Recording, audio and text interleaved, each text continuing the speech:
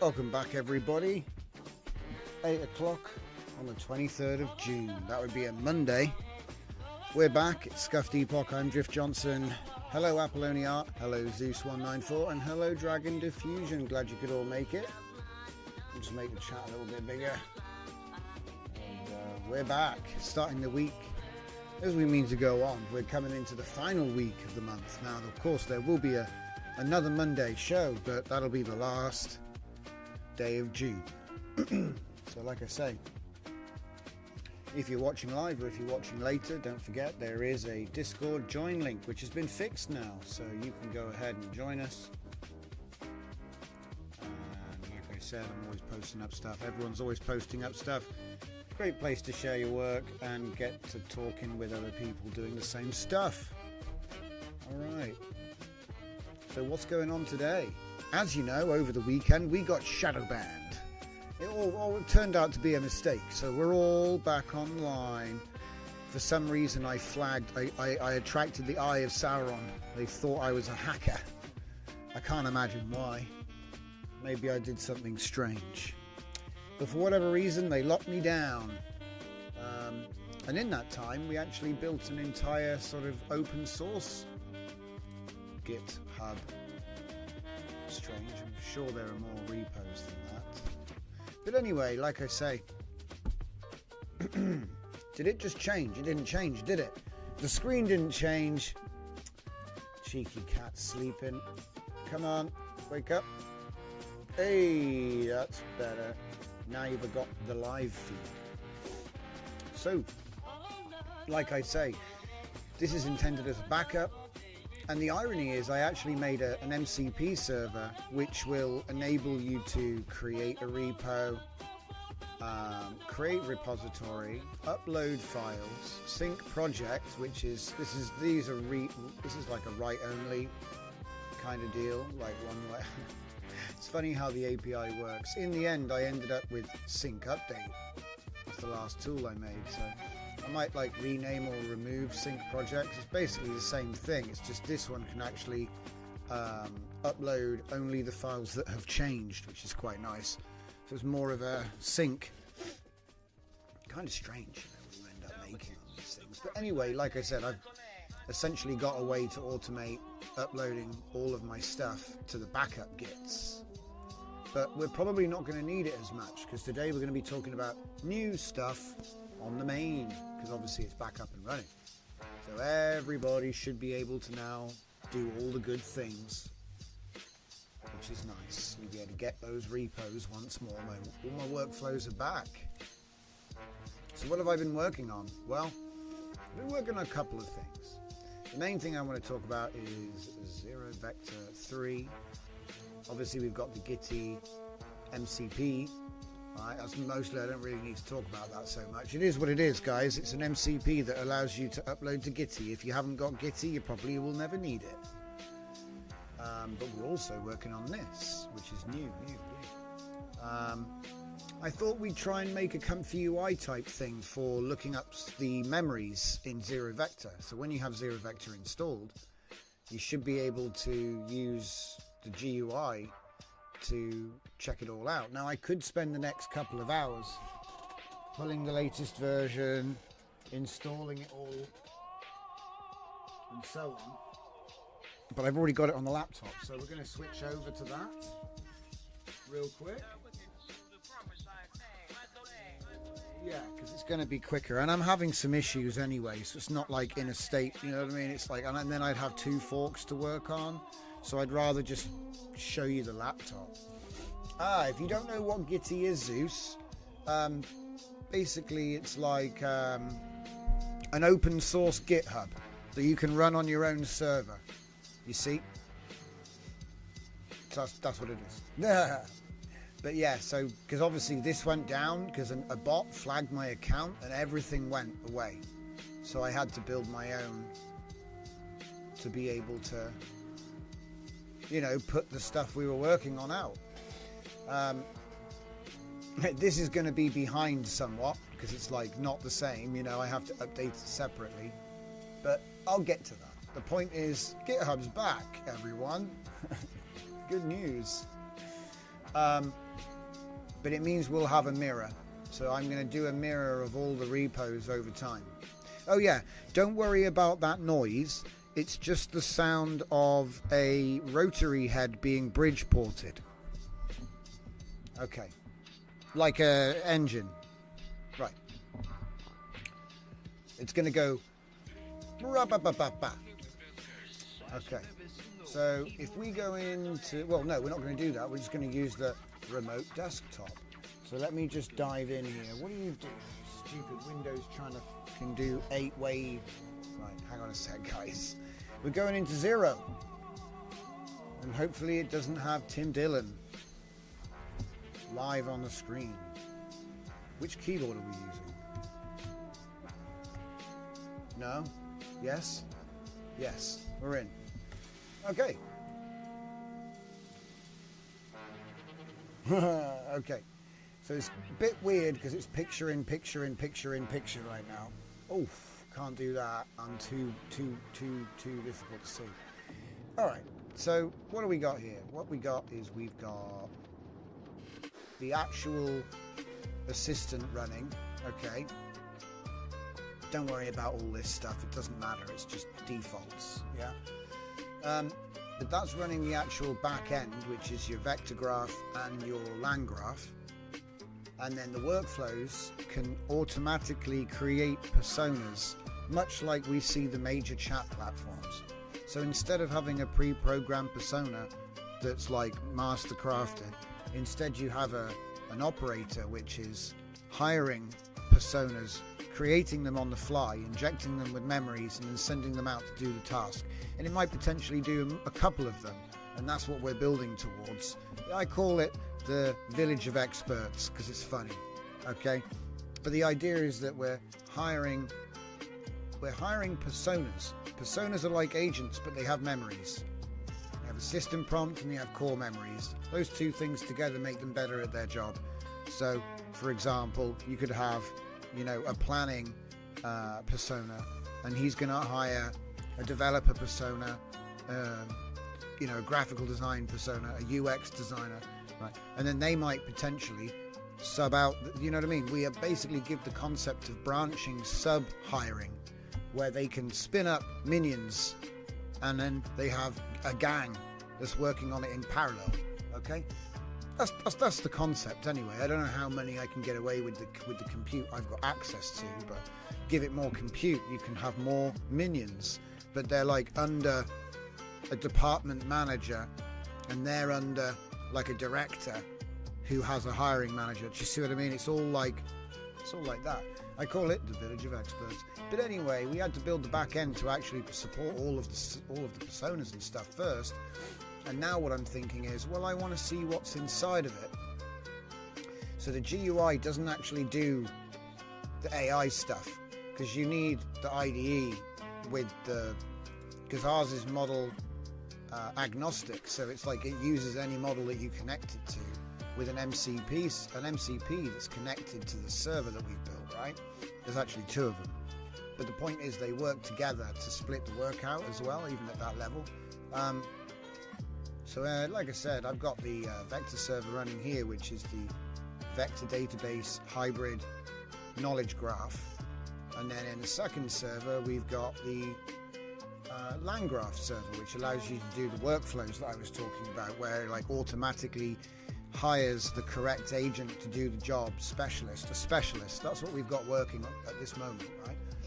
But the scope is there to build that out, if you know what I mean, into more complex workflows, like what I was just describing.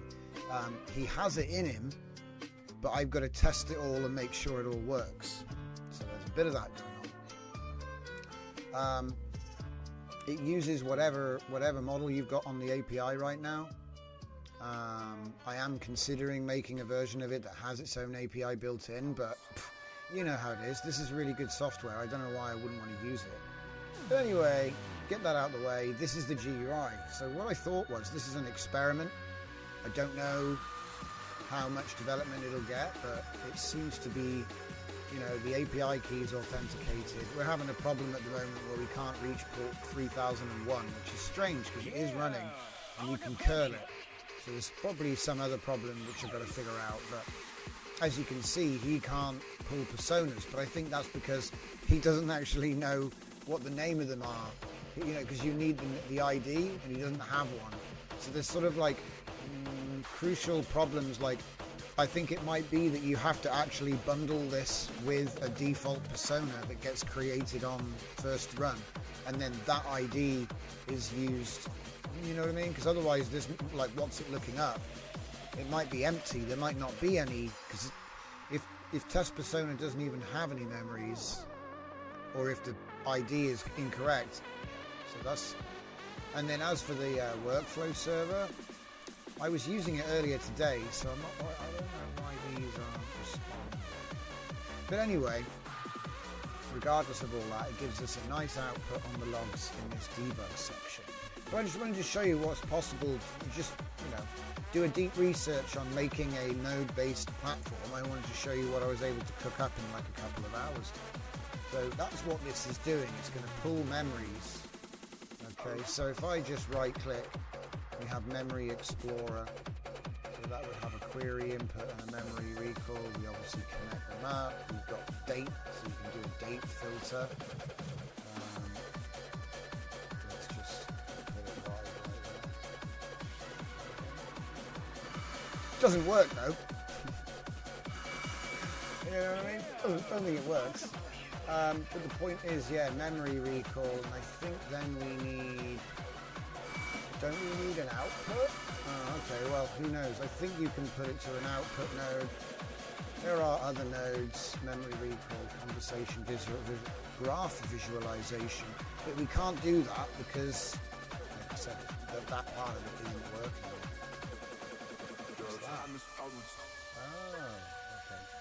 Cool controls for the remote desktop. But yeah, like I said, it's not... So I don't know, what would we say here? I don't even know what the memories are. I'll just put a star. Doesn't work anyway. Error.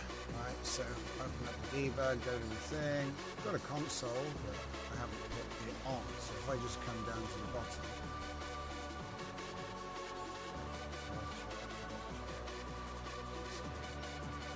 Server is not reachable. So I've got it to authenticate, I've got it to connect to the memory thing. But again, it's like, it doesn't know what, you know what I mean? It's fundamentally has problems. It doesn't know what to, because all of the memories are under a persona and they use an ID. And the way the MCP figures it out is he just looks up a list. So you can call it whatever you want, and it will find that in the list and load it. So it works like with NLP, but when it comes to doing the programming, you have a problem, because it's like, well, how does the query know which one? Oh, well, you just do, what is it called? You just do list personas first, but there's nothing for that. So it's like, oh, well, back to the drawing board. But yeah, like I said, it was quite an interesting experiment because, I mean, it is what it is, right? You've got like save it to a JSON with an image, save the JSON, all this different stuff. I mean, it's basic, but I just wanted to see how far it would go. Like graph visualization. I don't even know where that's going to load from. Node times memory. So I guess you could go from memory. Is that what they're saying? Yeah, valid. Yeah. It's not going to work. But it's a concept, a working concept. It's like it could be something. But anyway, it was a fun little project. Let's just show you the kind of deal. Okay, it's back. You can do list personas, but there's no node for list personas. Like I said, it's a work in progress.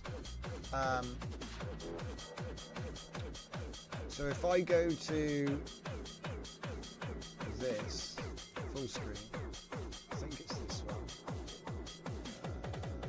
No, it's actually this one. Okay, so this right here. Ooh, can you see that on here? Well, I mean, looks a bit weird, but it'll do. So anyway. Could I make it bigger, maybe like this way? Alright, so I got all my stuff here. Ah, there you go, been doxed. I knew it would happen. It's not complete. It's not complete. It's almost complete. That's funny. I just exposed like 90% of my API keys. Most of them are fine, they're nothing. All of it's just this one here. It had to happen eventually. I'm just sitting here with my env open because I had to get all the information for the. So yeah, it's not. I nearly did it. I nearly did it, guys. What time is it? 20 minutes in. It's not bad. It's not bad, but we're actually fine. Okay, you can guess the last 20 digits if you want. So let's just give it a go because here's a live check of it working. So use the system. We get the original instruction. Use the MCP. No. Base. Okay. So I haven't even done that prompt on this machine. Right. So it's going to be the zero vector conversation. Okay. We can use the zero vector conversation workflow to consider the design of a modern holding page for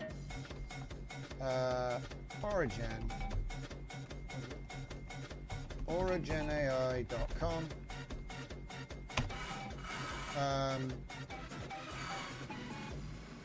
Yeah, I'm just going to do that. I'm just going to see what it does. Obviously, it can't act until we hit, until we take the safety off. But I want to see if it's able to, because did I even activate the MCP level? Yeah, it is. Zero vectors enabled.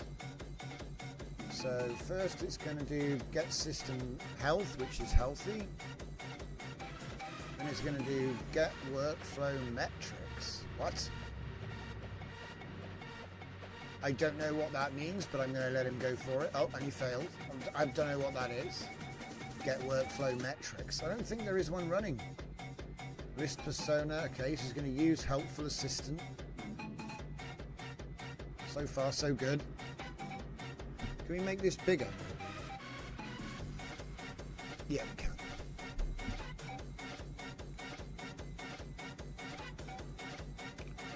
Oh, VS Code Client Condo workflow. Oh my goodness, what is he doing? Get persona, yeah, cool. That's my friendly assistant. It's gonna be crazy.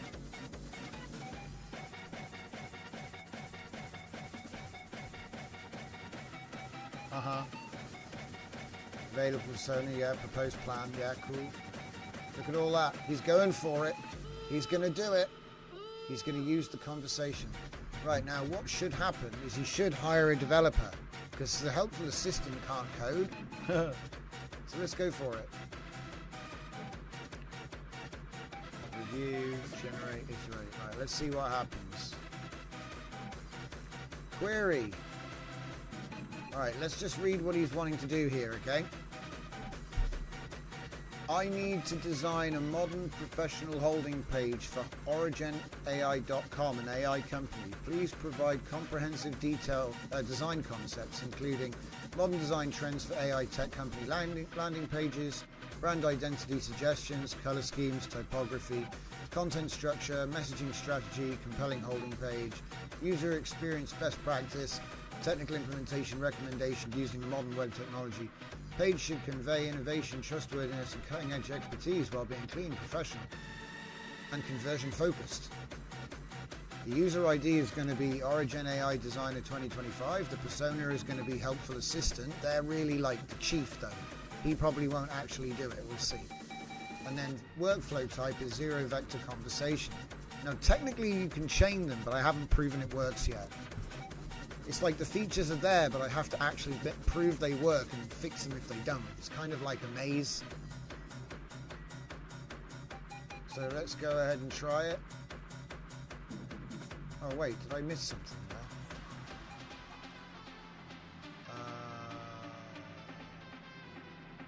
Oh, it executed successfully, but the response content wasn't returned. That's funky. I am on the right build. Oh, he's trying to create a persona. That sounds good. Oh, yeah, I fixed that earlier, so not receiving design thing. Let me try a different response, and then we'll create a new one. See, he's smart enough to do it. See that it did it by itself. Like that's actually Sonnet 4, not me. I can't take the credit for that. So in other words, my system failed, but he's smart enough to fall back to doing it himself because the tools are there, because he understands what he's got to do. It's so funny. It's like you put it in there, tell him to do the thing, but then it'll fall back to him just doing it. If you can't use my code, just do what my code does as a fallback. All right, let's see. Oh, okay, so we've created a new UI UX designer, which is what it should have done. But if I'm being honest, I think actually that was Sonnet 4 just fixing it for me. All right, now we're going to try and do the thing again. Line graph, success. We've got a bit of a problem with the... It could just be like capitalization. We've talked about snake case versus, different types. So like there, see it's underscore. It might be that this was like one of those dash words. It should be underscore, or like a single capitalization. Often that will throw out whatever's supposed to be here. Anyway, who knows what it is. It just seems to be very common in AI code. It will get confused. Be like, am I using snake case right now? And it'll be like, no, we're not in Python, we're in JavaScript. And then it's like, because we're constantly moving between code bases all the time, he's technically not wrong, but he wants to do it one way, and then the code wants to do it another way, and then the variables get mixed. Like, look here, we've got lowercase, uppercase, and then here we've got underscores. It's like little things like that matter. We're using TypeScript right now, though. So, yeah, the responses aren't being returned. That's funny, because the last thing I fixed was making sure that the responses that come back aren't truncated. So now he's just not... What we should probably do is recall the conversation, but then we don't have the thread ID for some reason. Normally you can recall the thread ID like a job, and just, because it's all stored, isn't it? You bring it back up. Yeah, something's wrong. Oh, he's actually just doing it, by the way. While we've been chatting, he's already nearly finished. I wonder what it will look like. So this is why that Figma thing we looked at yesterday was really cool, because it wouldn't be a case of I wonder what it'll look like. It'll be a case of it'll have everything we want, and then we'll transfer it into the thing that we want it, exactly how we want it. So that's kind of cool.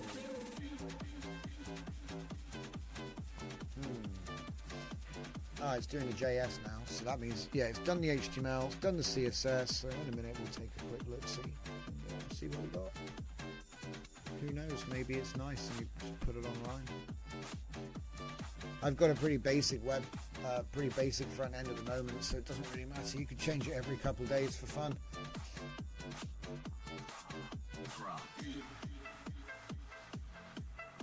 That's an interesting one, actually.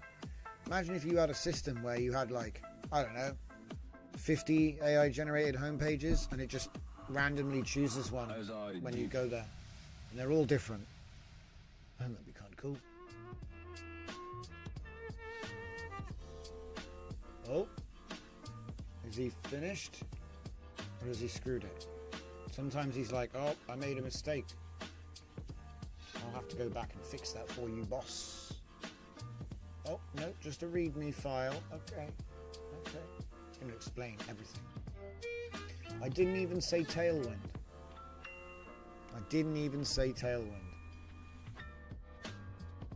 He'd probably just do it anyway.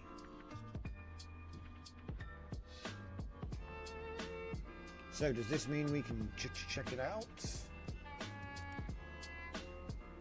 Uh-oh, where did he... Oh, he's put it here, origin holding page. Okay, we've built it in the zero vector project somehow. Okay.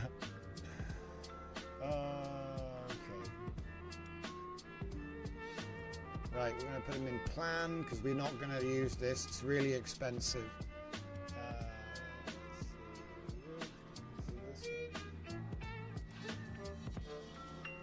All right, let's have a look.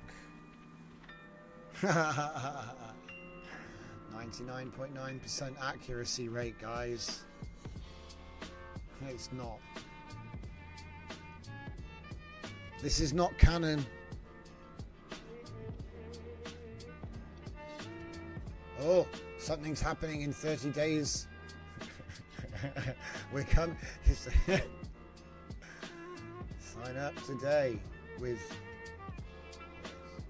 The logo's not bad. I've got a better one, but you know. Well, do I? Do I though? It's smart, you know. It's smart and it's modern. That's what we asked for. Can't argue with that. Okay, yeah, it's got a. Okay, it's got a little thing. Okay, this is kind of cool. But like I said, if we go and have a look at the chain of thought, that was kind of the point. So, up.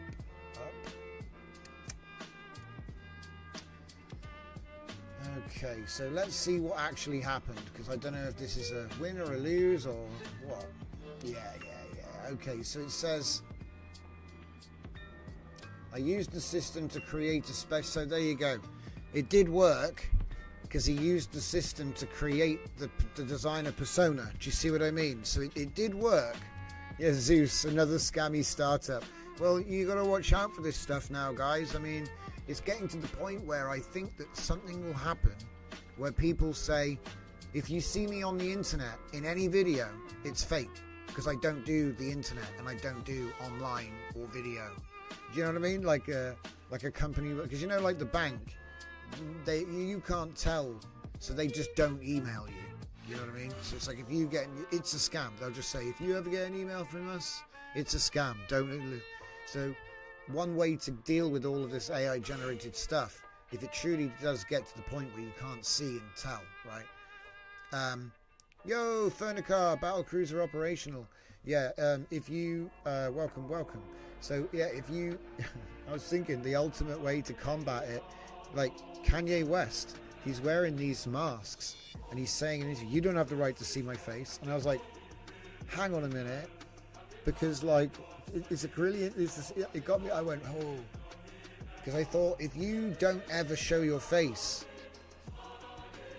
online, you could say, oh, well, if you ever see my face, it's AI. Do you know what I mean? Like a blanket rule, because you don't do it.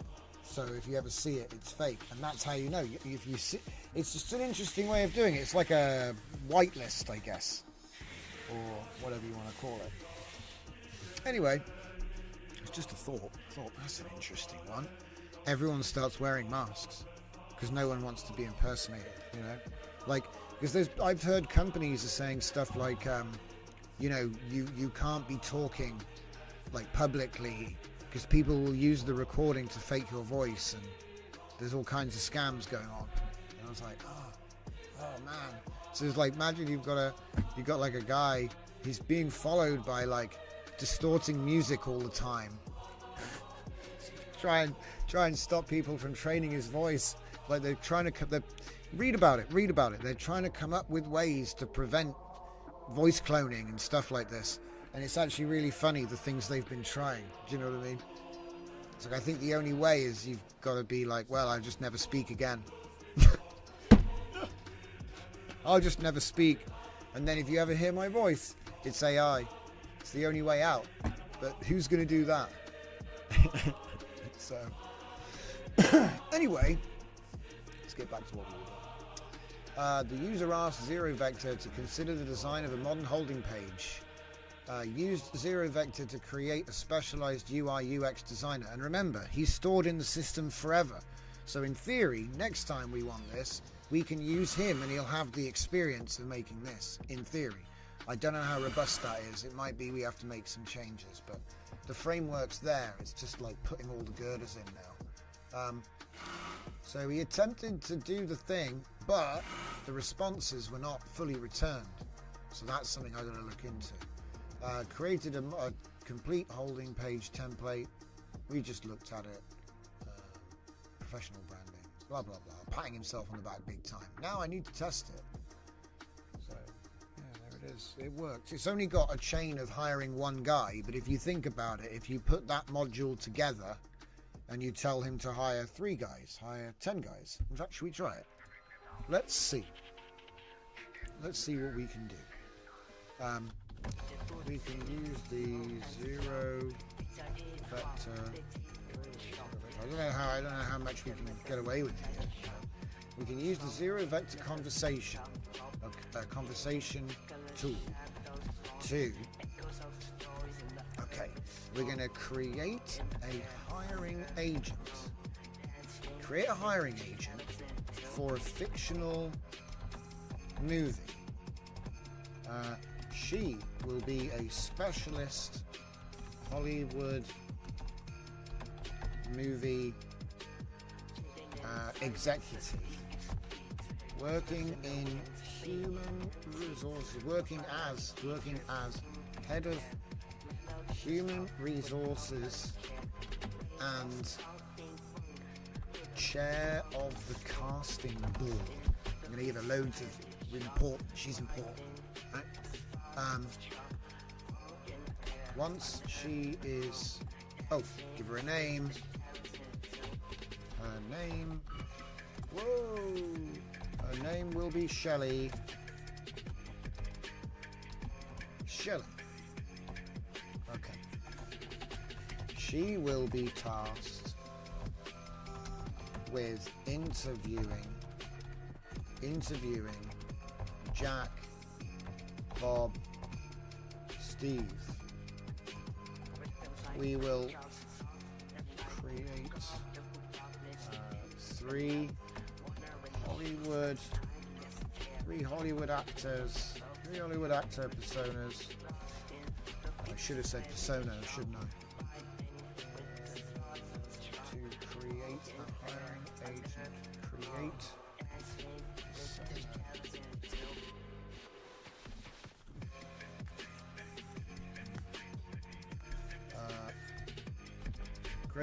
create persona for a hiring agent, fictional movie. She'll be specialist, blah blah blah.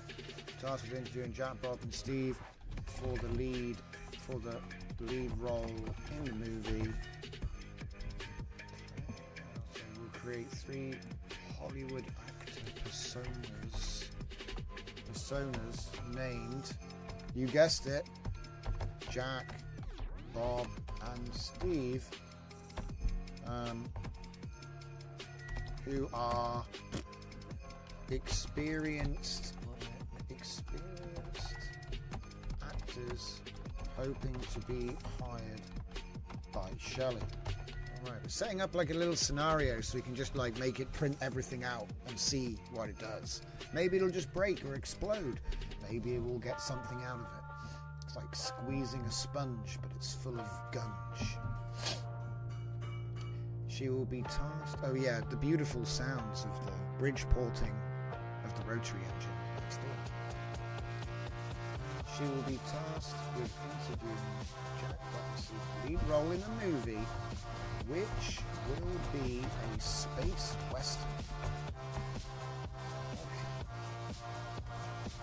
We can write up a response in the document.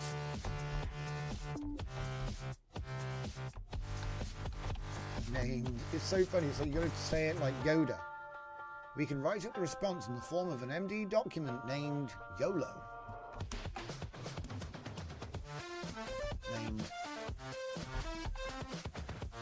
Space. Major Space.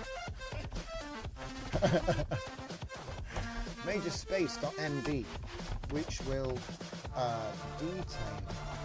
detail the interviews with each persona by appending to the document after each session. Then, finally, writing Shelley's choice. Shelley's choice at the end. What's it? At the end. Okay, we're going to mix it up and see. Stretch goal. Shelley, Jack, Shelley. I've got to write it in lowercase. I'm going to make her name in lowercase. Linux matters. Linux things, guys. Shelley and Shelley are two different people. It's the capitalization. Ooh, what did happen there? Something was happening there. Doing stuff. I haven't even started. Who's connecting to my server? Zeus says they did a scam test via email at my job. The scam that works best is now the scam that impersonates a co-worker at the same level as you. Oh yeah, hey man, just click on this meeting. We got to get in there. You're late. We started 5 minutes ago. They're talking about you're gonna lose your job. Yeah, I can see that working. Shelley, Jack, Bob, Steve will all retain the memories, retain the experiences of their meetings, but only from their own perspective. That's a little interesting little thing. Only from their own perspective, using the save memory tool. Okay. I could use the conversation tool, but let's just go with that. Right. And then we should end up with a major space MD if we can pull this one off.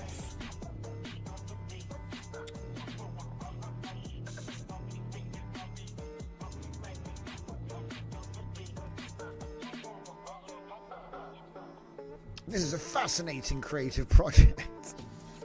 I love how it gives you a pat on the back. This is a fascinating creative project that showcases the power of the 0 Vector 3 persona system. Calm down, we don't even know if it works yet.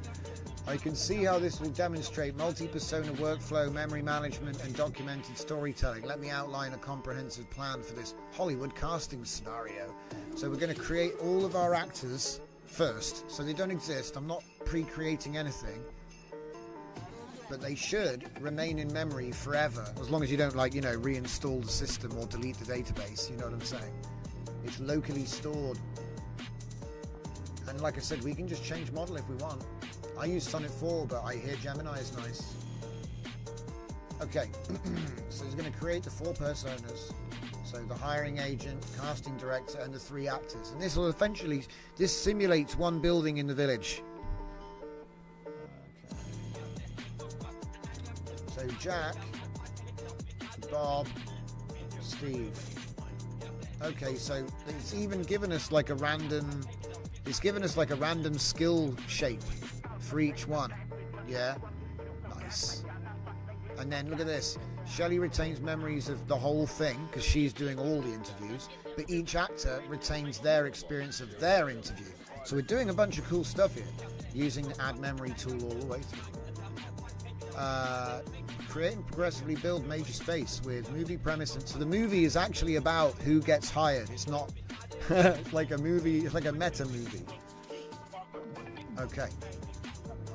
Acting range, chemistry potential, boxing office appeal, finding casting, create persona, execute workflow for the interviews, and then add memory. Now, we're going to have a problem here because it's not returning correctly, but I'm hoping that it'll demonstrate that this is... Let's find out. Like I said, this is a rigorous... I got some bonus goals in there. So here we go. We're creating Shelley Morrison.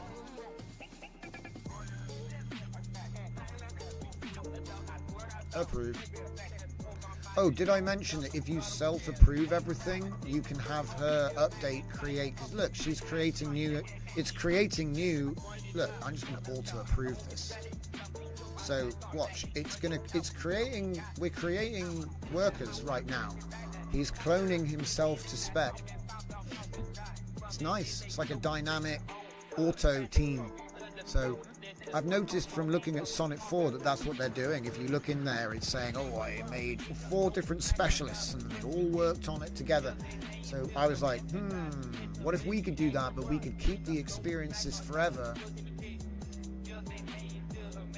And just, like I said, you end up with a village of experts, because you end up with like a design house and a code house and a research house, and they've got like department directors and managers, you know.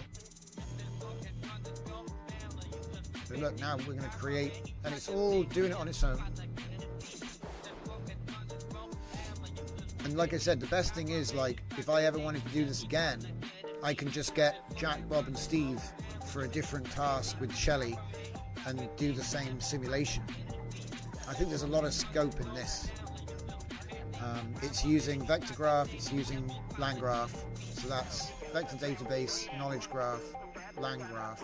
I'm slowly expanding the workflows. If you know what you're doing, you could just fork this and make the workflows work better. Because at the moment, I've got a couple of basic ones like persona cross coordination, which is kind of what we're doing, but we're actually doing the zero vector conversation, which is basically what happens first. Machine is talking to machine. Yeah. Machine is birthing new machine. It's making it look. So right now we're ready. I'm Shelley Morrison. Let's go.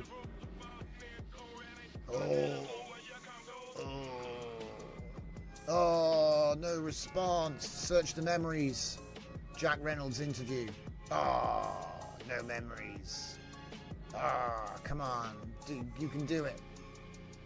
Execute workflow. Oh, we're doing the next one? Or are we doing the same one again? Yeah, something's happening. We need to find out what's going on with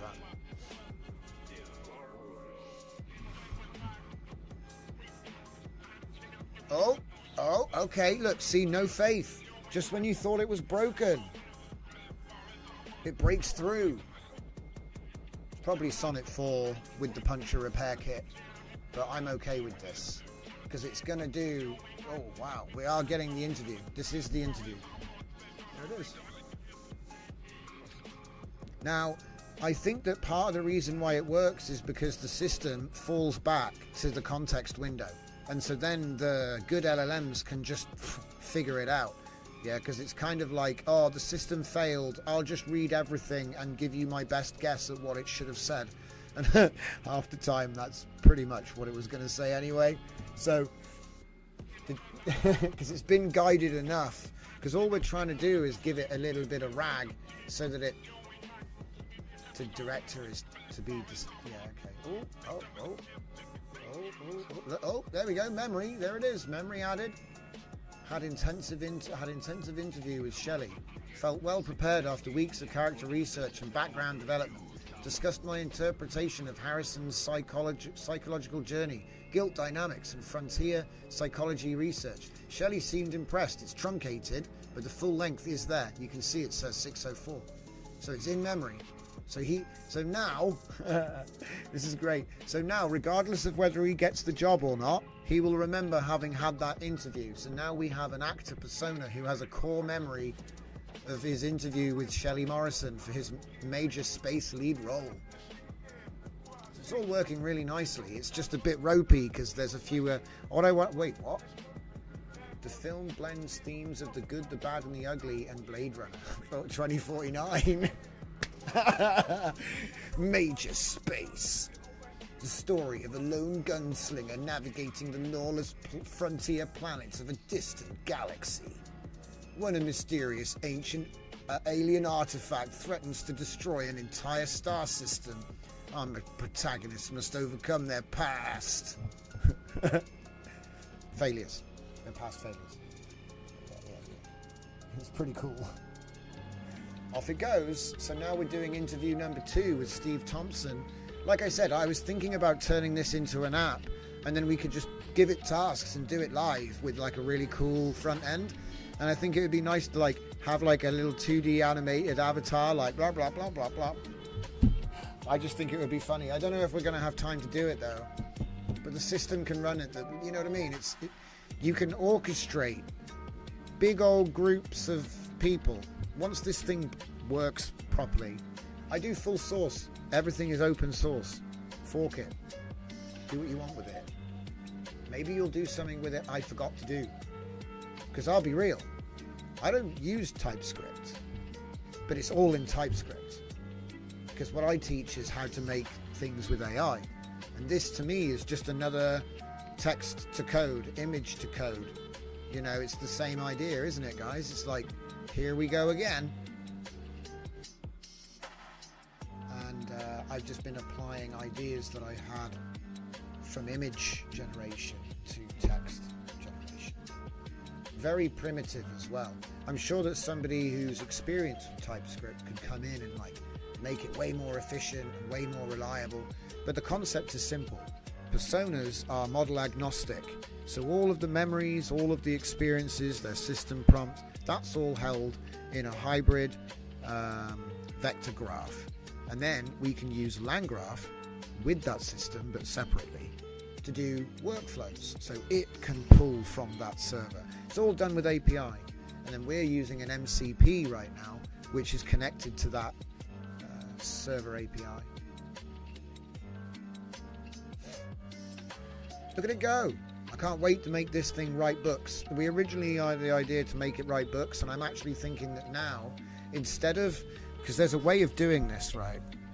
You could have it set up to be a load of planners and coders and stuff, but there's another way you could set this up, which I think is going to be insane. So you know, in a GTA city, GTA, there's like all these different NPCs everywhere, and they're all pre-programmed, and they're all interacting and going about the world together, right? And I thought, well, what if I took one of my stories and I extracted the characters and put them into the world as separate agents, and they all get to interact, and then you just watch.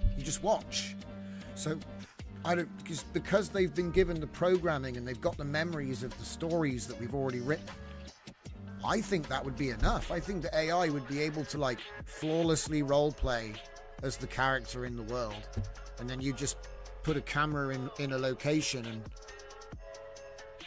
see, you know, where's this one character right now? Oh, he's on his way to the tavern. Oh, watch him. You know, what happens? Anyway, I don't know. I just think it's a different way. So it's like fully simulating everything because they're all alive in this machine now. I hate to say the word alive, but you know what I mean. They've been programmed with a cognimus that makes them simulate being alive in the context, you know, because obviously like Bugs Bunny, he's alive in the cartoon.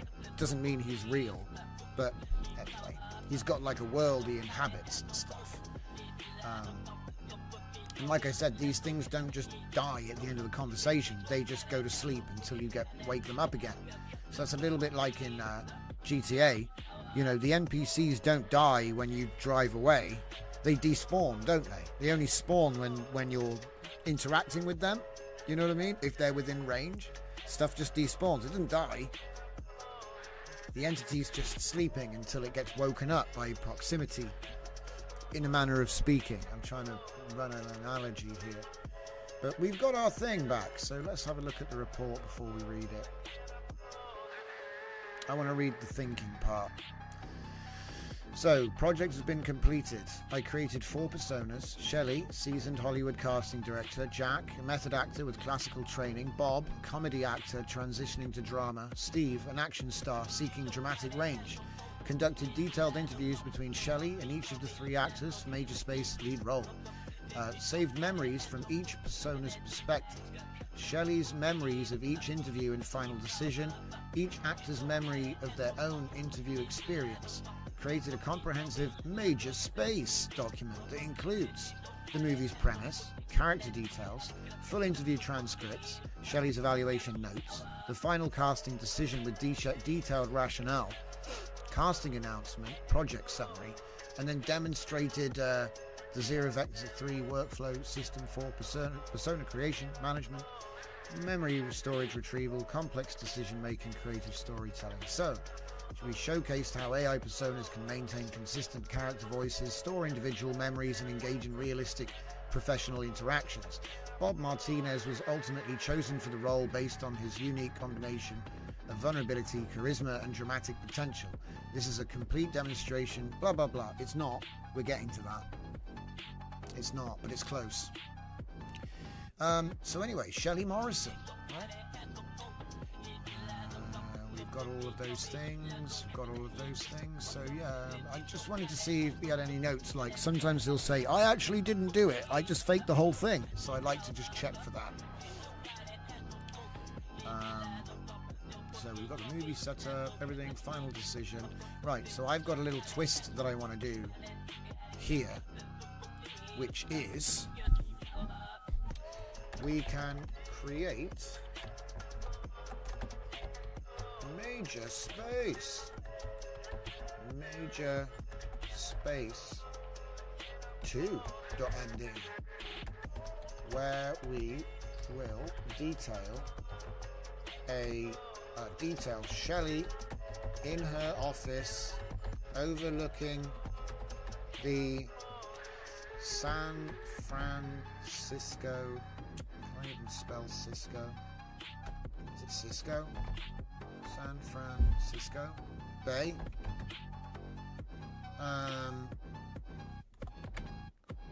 Where she will call each actor in turn and let them know her final decision. To introduce some suspense,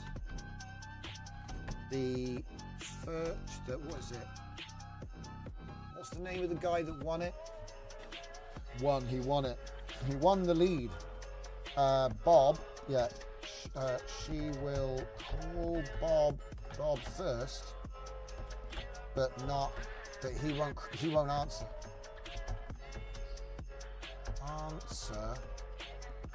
Forcing her to,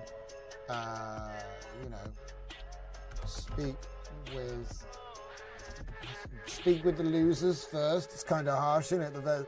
It's not really the losers. Speak with the other candidates first. Yes. He won't answer. Just gives it a little bit of a because I'll call Bob and let him know. Oh, he's not answering the phone. I'll call this other guy and tell him he's not got it. And then by the time she gets to the last, what if he doesn't want it? I'll say, this will leave her visibly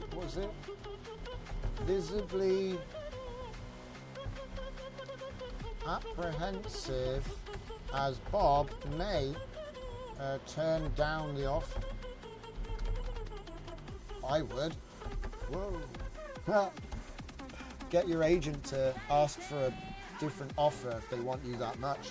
Okay, we can create Major Space 2, where we will detail Shelley in her office overlooking the San Francisco Bay, where she will call each actor in turn and let them know her final decision. To introduce some suspense, she will call Bob first, but he won't answer, forcing her to speak. I know this is like, I'm literally telling everything what it's going to do, but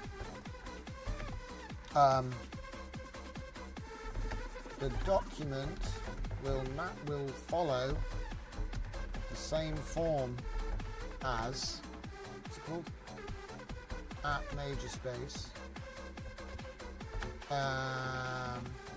The memories of each persona will be saved from their individual perspectives,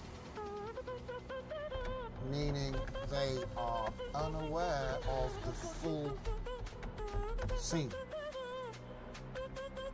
Unaware of the full scene. The actors, each actor, each actor is unaware of the full scene. Yes. Let me just see where we're at.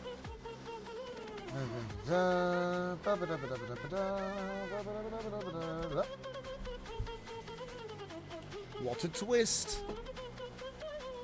Turns out Bob's dead. Oh no, what are we gonna do? Gonna have to call up the other guy. Happens all the time. Because you know what else happens all the time? Coffee time.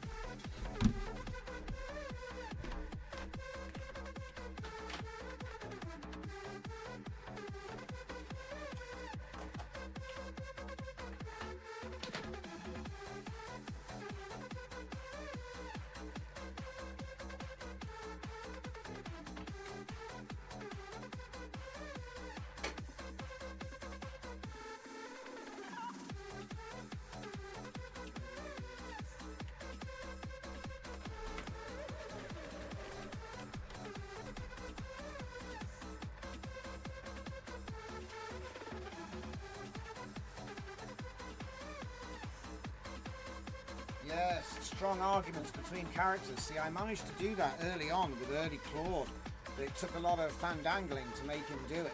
And to be honest, the personalities were blending. It took a lot of fandangling, as I say, like constant reinforcement and tricks and separation.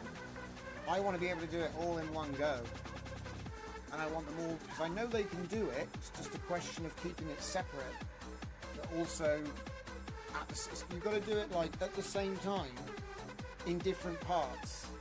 So it is like 100 spinning plates, but I think it's doable because programmatically we can orchestrate it, and then it becomes a case of computing.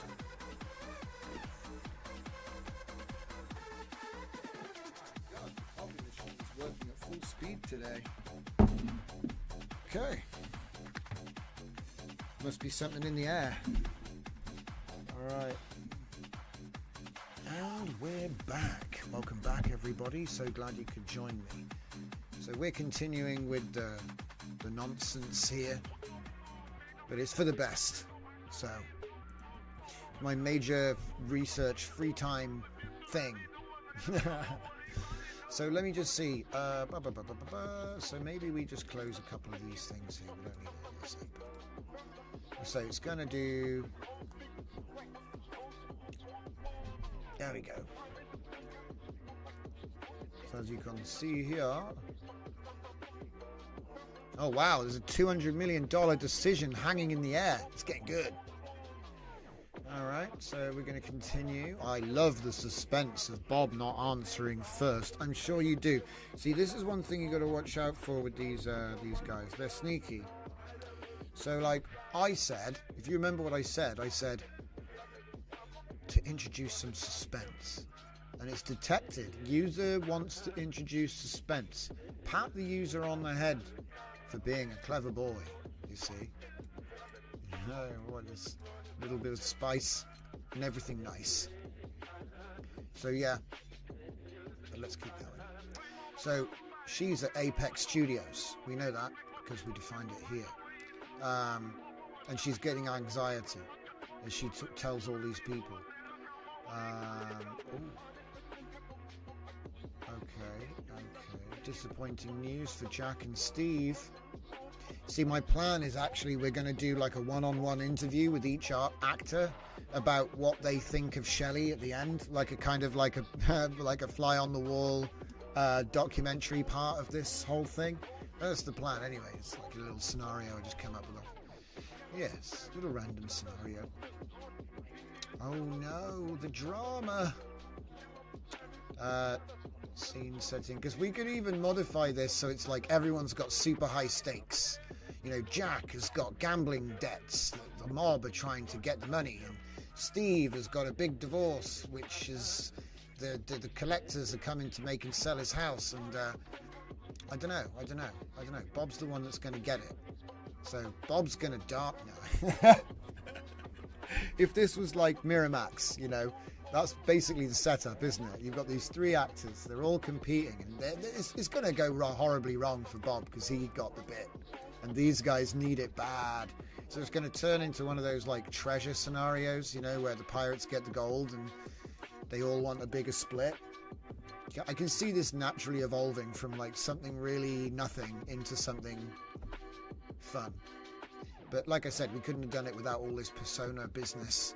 And the fun part is I'm trying to make them remember this. Like, so this is like these characters are in a world right now. So when the chat's over, it doesn't just go away. Yeah.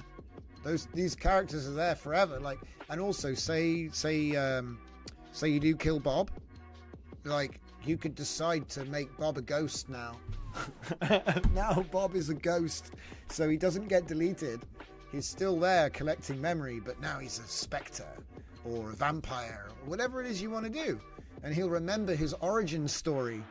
Oh, until the day when they took my part, and then I vowed my revenge. You see, it can get funny, or whatever you want, whatever theme you want. And I think this might actually be the future of writing with RAG, because we can do our inversion stuff, but with this somehow. So it's just there is like this whole human approval thing built in for safety, but what's that? Is it turned into GLaDOS? Yeah, well, you know, you got to keep an eye on it. Look, if things get crazy, you can just delete the database, guys. So if it starts to like try to prompt itself, or like, you know, write its own APIs to escape your firewall, just delete and start again. Oh no, not another one. Flush. We'll be all right. So let's see how we get on with this part 2, Major Space. And while he's doing it, do you know what? I need an MD reader, like a web-based MD reader, because we could like read this on screen while it's cooking. Origin? Shh, Verticard, you're telling everyone the secret. What is Origin? It's just an acronym of Orange, guys. Don't worry about it. It's all good. It's totally harmless. We're like one of those good companies. But yeah, fun aside, all fun and games aside, what we'll do is we'll set him up and get back to the 0 vector. There's our major space. Now, can we get... this is a web page, so I need a web page in the web page. Not that one. I need the web page in the web page, and I need it to say... something like Markdown Viewer. Yes, that's what I need. I'm sure this is exactly what we're looking for, guys. Now, how do I... Oh, I've got to copy paste it. Scupid.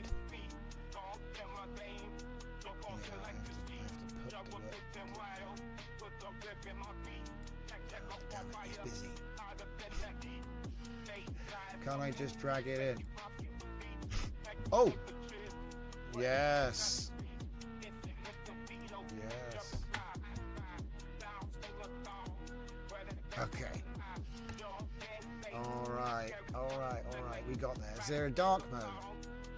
Maybe I have to make a dark mode. This is cool. I like this. Note to self, Markdown Viewer. Yeah, Markdown Viewer web. Markdown Viewer. We've already got a Markdown to video animation. Actually saying that. I need to get that up on the new website. So yeah, like I say, the result of all of this Git shadow banning stuff, even though it was an accident, the response was start a new server, start a new website, start and make a open source Git. Put a mirror up of all the repos so that people have got a way to get it if it goes down again in the future, so that'll happen. But then also all of my apps and everything I've got on the Scuffed Epoch right now, there, because that's really the educational site, so all the YouTube stuff. So what I want to do is I want to put all of the tools and things over on Origin, because that's like my, I guess it's like my AI vibe portfolio, I guess you could call it. But yeah, like I said, we'll have a look at this in a minute. Let's just see how we're doing here. Is he finished?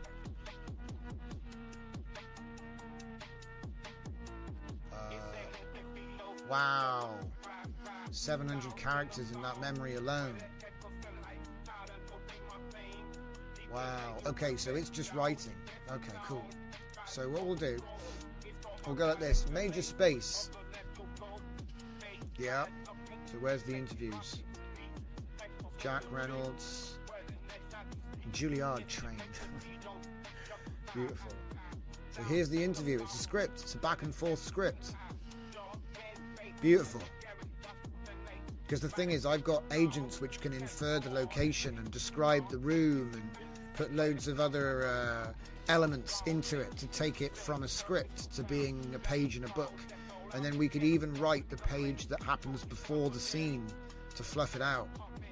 Do you know what I mean? Just write one page, you know, oh, how did Jack get to the room? Describe Jack's journey to the thing. Oh, he's driving in his car, or he's on the bus, or whatever. And it would fit the character because it's going to be context aware. You do the same thing for Bob, so it's not just straight in. Depends what you want to do, really. It's like a screenplay thing. Like, you can choose to do the whole thing in a room, just one room, and just do it like that. Or you can make the whole movie just about this. End of the movie is Bob gets the part, phone goes down. It's all a pacing thing, isn't it? What are we doing? Look at this. They're having a proper... Some people come in expecting the guy from City Nights, but I think there's opportunity. Audience love seeing actors surprise them. Robin Williams in Good Will Hunting, Jim Carrey in Eternal Sunshine. Comedy actors bring out vulnerability to dramatic roles because we're comfortable being human and flawed on screen. I've been studying Harrison for months. I watched every space western. Brilliant. Look at this. There's a really interesting conversation here. Okay. Shelley's notes. Steve Thompson. I'm not going to read it all. Final casting decision. A $200 million production.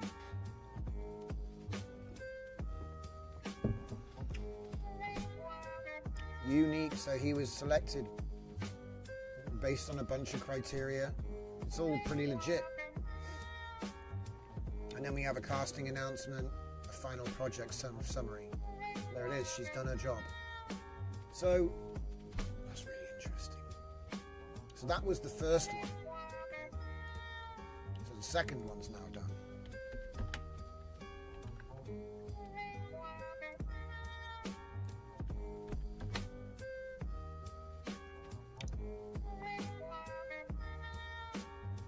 So nothing dramatic happens.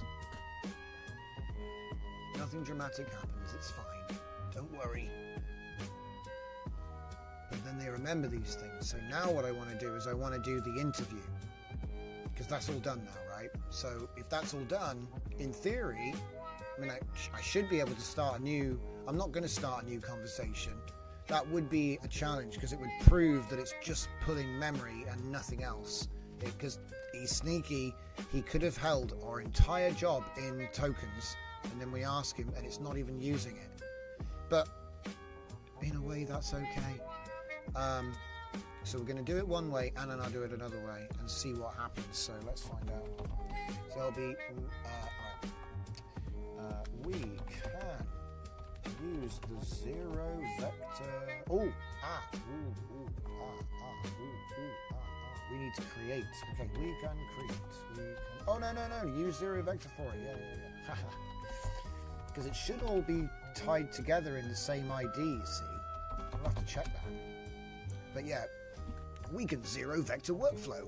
No, we can use the zero vector workflow to create persona. To create persona for a new character who is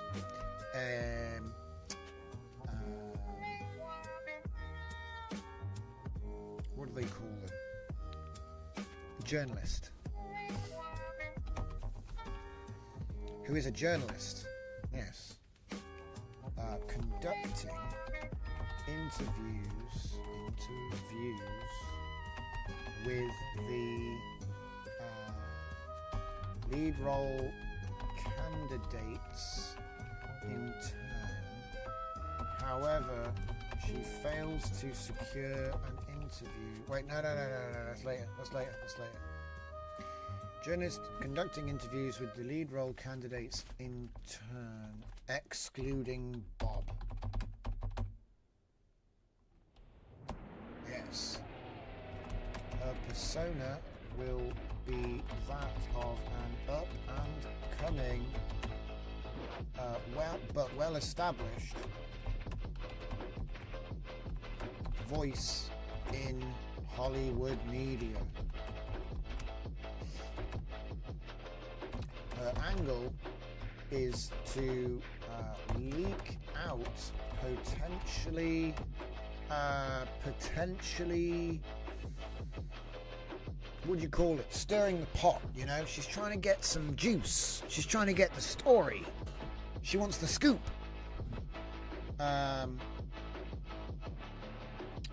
You say potentially inflammatory? Yes. Inflammatory information about Shelley. Yes. So you thought that you were getting an interview for the movie that you didn't get, but really, Shelley, it's Shelley they want to know.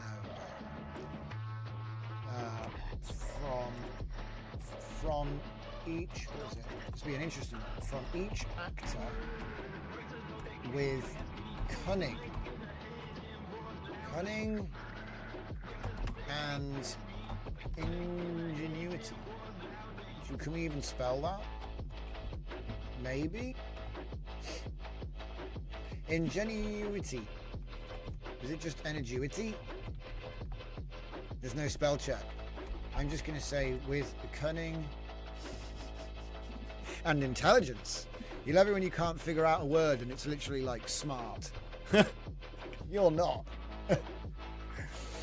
Let me see. I want a good way to word this. Her angle is to leak out potentially with cunning and subterfuge without being caught or otherwise you know what I mean? She doesn't want them to catch on noticing her angle on the story. Okay. All right. Each persona will save their memories from their own perspective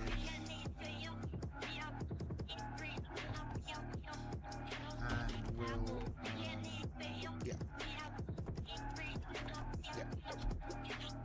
from their own perspective alone. Oh yeah, from their own perspective alone. Yeah. Okay. So it's like by asking Zero Vector Workflow to create persona instead of just saying create persona. I'm not doing it. The agent is. You know what I mean? The hiring, because there's everything that we've been doing has been orchestrated by helpful assistant who has the most basic prompts. It's like I'm a helpful agent, yeah. But he's the one with the system that's hiring out all of these other. He's creating all these other things. So let's just see what we got. Journalist persona, Miranda Cross. If anybody knows where that's been stolen from, hit me in the comments. What's that? Right click on VS Studio has preview markdown. Oh yeah, it's a new feature. We'll have to check that out because it's going to be nice. Yeah. Did I actually tell him to put it into like a special? Hang on, I think I might have messed up. Ooh, I never even told him to write it anywhere. Ooh.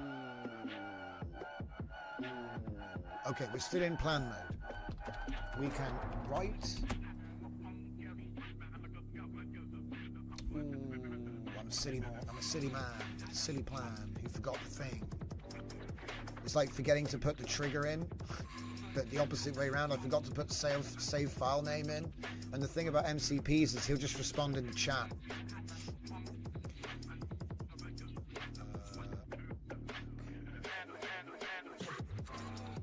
Oh, I could just save that bottom part there, and that would have been the whole bit.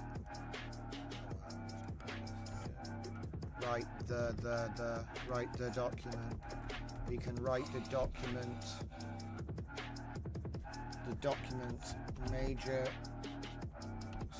space 3.md and follow the same form as major space again, so like a template. As a template, well, in fact, we don't even need that part.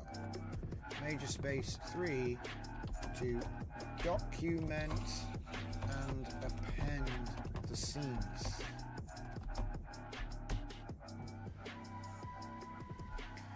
Have I even told her to do the interviews and stuff? I'm getting lost here. I don't know if that's someone coming or going, but hello, hello.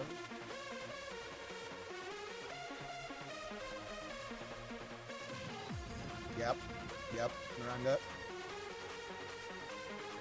Find dirt on Shelley Morrison. That's her secret quest. Let's see if she can remember. I think that this is going to be good. Scene.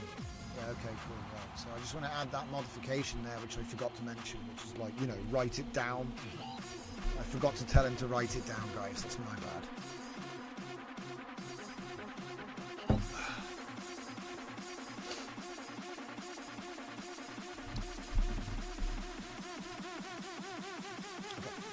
Go.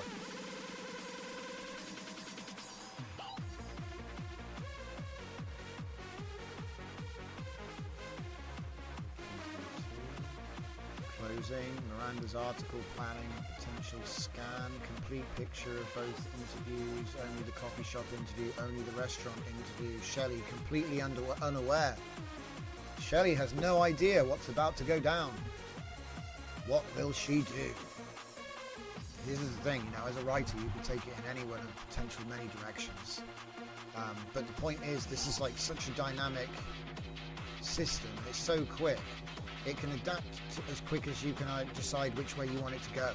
Often I'll be sat back there going, which way do I want to go now? And it's actually more fun to do it like this. Like pre-program, obviously we're not putting all of the effort that I would normally put into the personas here, but it's possible to create persona templates. So this is like style transfer in an image. If you have like a really simple cartoon image and that's your system prompt for the agent, it's going to be simple. But if you have like a high definition, super fidelity, you know, ChatGPT enhanced system prompt for the persona, now it's going to be, you see, so it's all about how much time and effort or whatever process you use. At the moment, we're allowing it to just take the wheel because I'm just trying to demo what it can do, because it's kind of difficult to actually demo it. Like I've actually made like an educational mini site to teach you how to use the MCP. But it doesn't really cover this, and this is like basic use.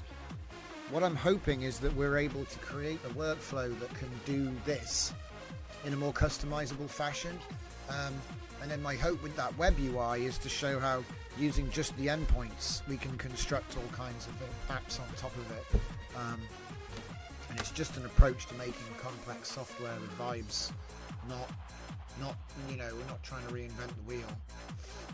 It's just Node.js. It's basically Node, guys.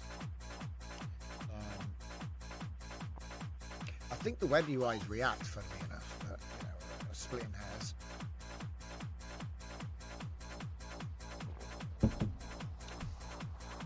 We're finished. All right.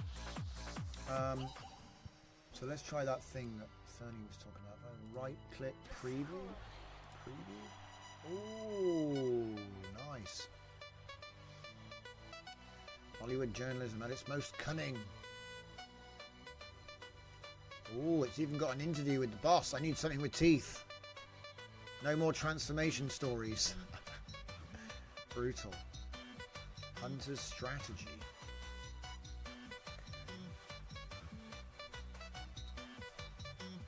Wow, that's her whole plan. Strike while emotions are raw.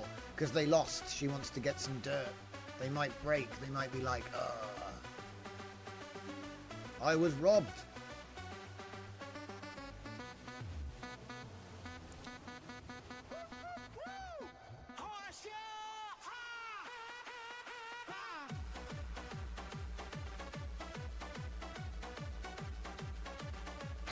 When a $200 million Space Western chooses marketability over method. What does it say about the state of artistic integrity in modern Hollywood? Oof. Oof. Yeah, what do you say? So what did he say? Did he say something? What did he say to that? Usable quotes. It makes you wonder what criteria is really being used.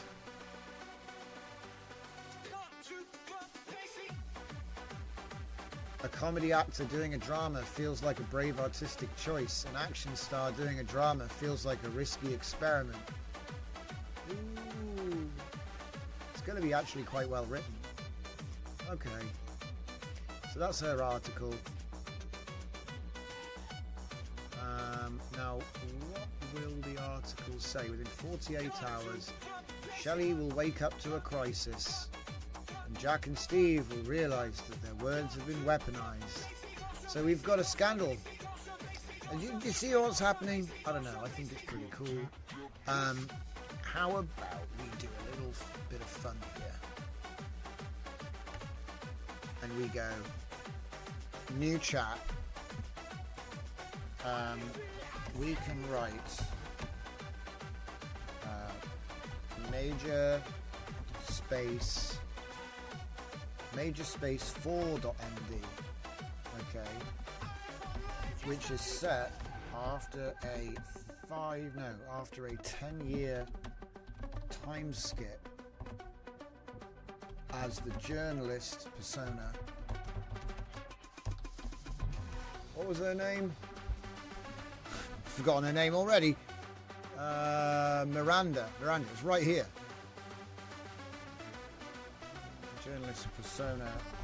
Miranda Cross is conducting Where Are They Now?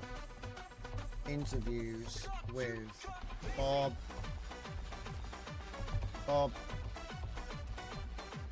Jack and Steve, who have gathered to honour the death of Shelley. Bad times. It's, natural causes. Yes. Who died peacefully. At the age of 72. Which means that she was 62 at the time. We should take it 20 years. Which would make her 52. Make it 20... No, screw it. Let's just go for 30. 30 years later. Which would make her considerably younger. Okay.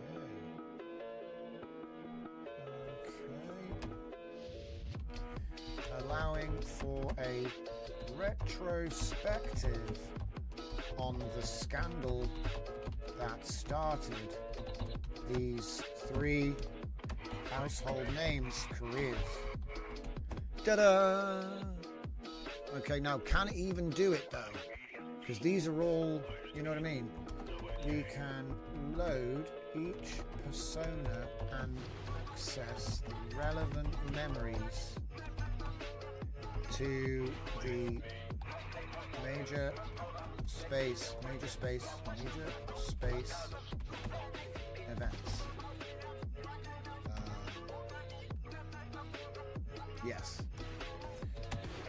As we have each persona recall the experience. So let's see how we get on, because he might just completely fail, guys. Ready for launch?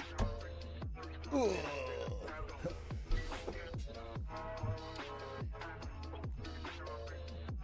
Dragon says extensibility, plugging into actual data sources, parliamentary API, ONS feeds, watchdog databases is crucial. My original 22% analysis was based on educated guessing, whereas this would pull. I guess it would. Yes, you could, and you could actually have an ONS. You could have an ONS persona who's trained on ONS data. You are an interpreter of the ONS data set. Data source, and then you have his memories would be the data. And so then he's got vectorized recall of the stats. Claude was lying? Yeah, Claude does lie. He does. He'll fall back to imagination if things don't work, which is a strange feature with LLMs, but it's kind of nice. Oh, do I have to destroy? I have to destroy unlicensed communications from strange vascular beings. Alright, so let me just see. Major Space 4. Let's have a look. How are we getting on? So I don't even know if this will work. This is extremely experimental. So I have a complete understanding of Major Space. Major Space 1, 2, and 3. So we have the original casting, the phone call, and then the journalist manipulating them. But maybe she's actually the hero. We'll see. In Major Space 4, we need to create a retrospective. So check their personas, create or update the personas, add memories of the Major Space event, from individual. I think we've already done that. Oh, no, it's fine. Use the workflow system, conduct where they are, write Major Space 4. There we go. Let me start by checking the personas. So we're going to look for them, and then we're going to load the memories. And it's 2055. At Shelley's funeral. And then there'll be interviews somewhere. So look, using the vector workflows, I'll conduct the conversations between Miranda and each actor, accessing their stored memories of the original events while providing a 30-year perspective. So I'll allow, this is where I like the hallucination, because I'll use the hallucination here to make memories fit. So like, we know I said they're successful actors. Let it imagine that they were in Jaws 5 or something. It's fine, you know? That kind of thing is fine. You know, it's the sort of thing that you could come up with off the top of your head. So at that point, it's not like no, I really own this. Anyway, enough talk. Let's see what it can do.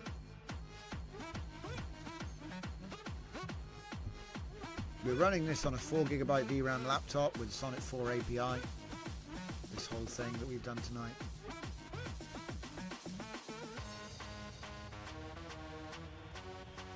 Yeah, Dragon says, I got him to do a job and he guessed. Yeah, it's a very common thing.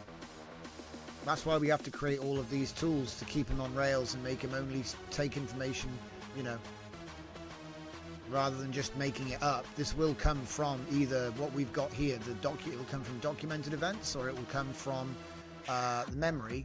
And what I'll have to do when I read this, the way I'm going to have to evaluate it is, do characters know things they shouldn't? Because if they do, it wasn't pulling from memory, it was imagining everything.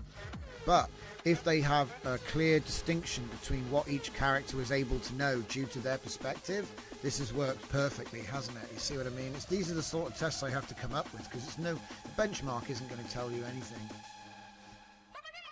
You have to actually see it work and then understand how to replicate that, which is like using a tool.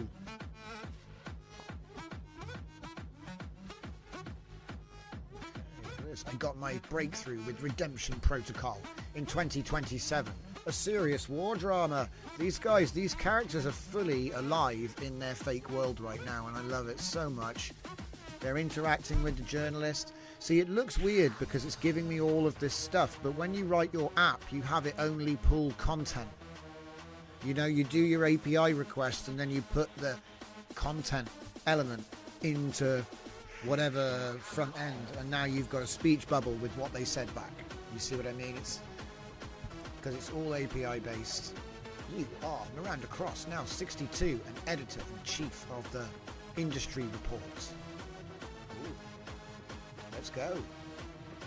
I'm still a bit worried about this undefined, because if you don't know what the thread ID is, you can't continue the conversation. One of the beauties of this is you can get that thread ID and then have it continue from there.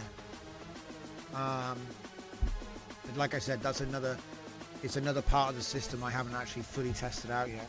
The first thing I got working with this conversation with the automatic spawning of new personas. And like I said, they're all persistent. and they don't care what LLM you have, and you keep all the memories.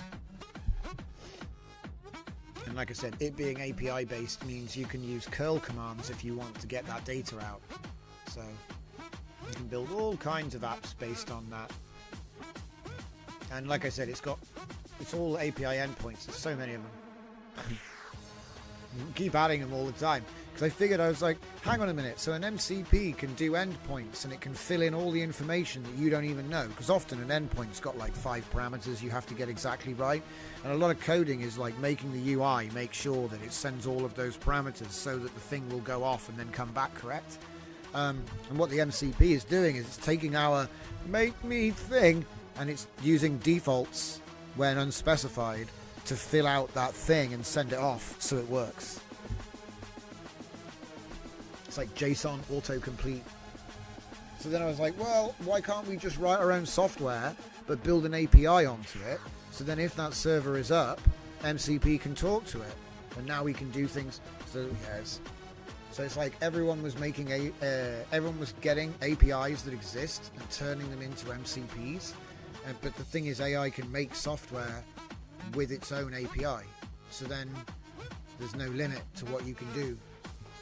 Like, what is it? And a lot of things already have an API. Like, for example, the Gitty API, they already have one. I just had to go to their website, find out what the endpoints were, and after it was installed, I was like, hey, Claude, these are the endpoints. Make my MCP use that. Because at first, he did it himself, and they were only able to create a repo and upload files. But if the files existed, it would fail. See? So then I made project sync endpoint, which uploads the whole project. But again, it would fail if they already exist. Even if the files are newer, it would fail because it can't overwrite. I looked on their endpoints API wiki and I managed to find the spec. I gave that, made a new one called like sync update or something. You use that, it will just push the entire project to Gitty, and it will only push the files which have changed. So that's what I wanted, but it was built in, but the AI tries to build it all on his own. It's the same with the Gitty itself, right? When I got the AI to build this, initially it tried to build the whole thing from scratch, and then it said, or option B, we could just use their Docker that's pre-built and ready to go. So I was like, yeah, we'll do the Docker. I'm not going to sit here and watch him redevelop GitHub. He can probably do it, but it would take like, do you know what I mean? If you can just get the Docker and run it, just get the Docker and run it. I don't even like Docker, but I'm not going to sit here and try and So this is just the Docker for Gitty. Super easy to set up. It's nice to have a mirror. But anyway. So let's see how we got on with Major Space 4. So saying goodbye to a legend. So we're at the funeral, wake, whatever they call it. We have all 3 actors who are now around their 60s. The chosen one. So yeah, look, it's written all dialogue. There's even a little bit of screen. There's like a little bit of screen direction or scene information. It's not a screenplay, but it is just a script. But what's this? He got an Oscar for The Interpreter in 2034. Losing Major Space was devastating at 28, but it forced me onto a path I never would have chosen. Instead of chasing another studio franchise, I doubled down on independent films and method work. I won Cannes for Fractured in 2029 and an Oscar for The Interpreter in 2034.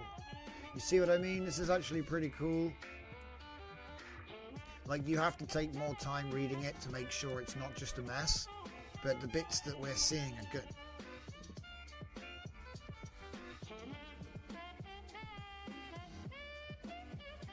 Ooh, this guy's spicy.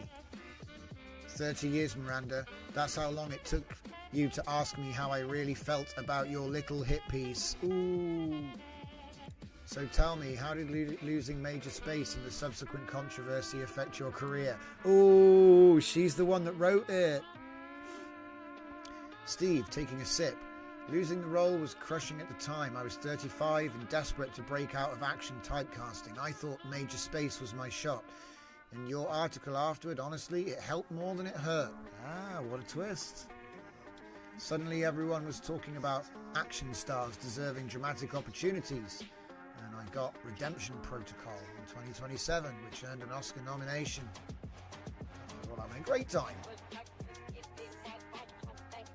Shelley made the brave choice. So yeah, this is actually pretty good. Like, I'm not going to lie, it's pretty accurate. It's what I would have expected to get. Blog. And obviously you could write like a conclusion to this, but it essentially is like a snapshot of a moment in time with like an angle that gives it a bit of a drama, and then just time skip to another interview. So it's all about, it's just interviews. You see what I mean? The whole thing is very like indie. You have 3 sets. The set where they do the movie interviews, the set with the journalist interviews, the 2, and then time skip to funeral. And, you know, I can imagine it being like very quick shots of the scene and then leading to another one-on-one, you know, interviews. I could see how this could be put together, and it would be quite an interesting little piece. It would be like a little commentary, on the Hollywood machine. Blessings in disguise, with a positive angle, you know, because no one really, you know, I joke, you know what I mean? I joke, but nothing bad has happened here. No, okay, someone died of old age, so there's something there, but it's not like controversial or anything. It's just, it's a character-focused piece. It's about major space. It's a story about family. So yeah, can I preview it from here? No, you have to preview it from here.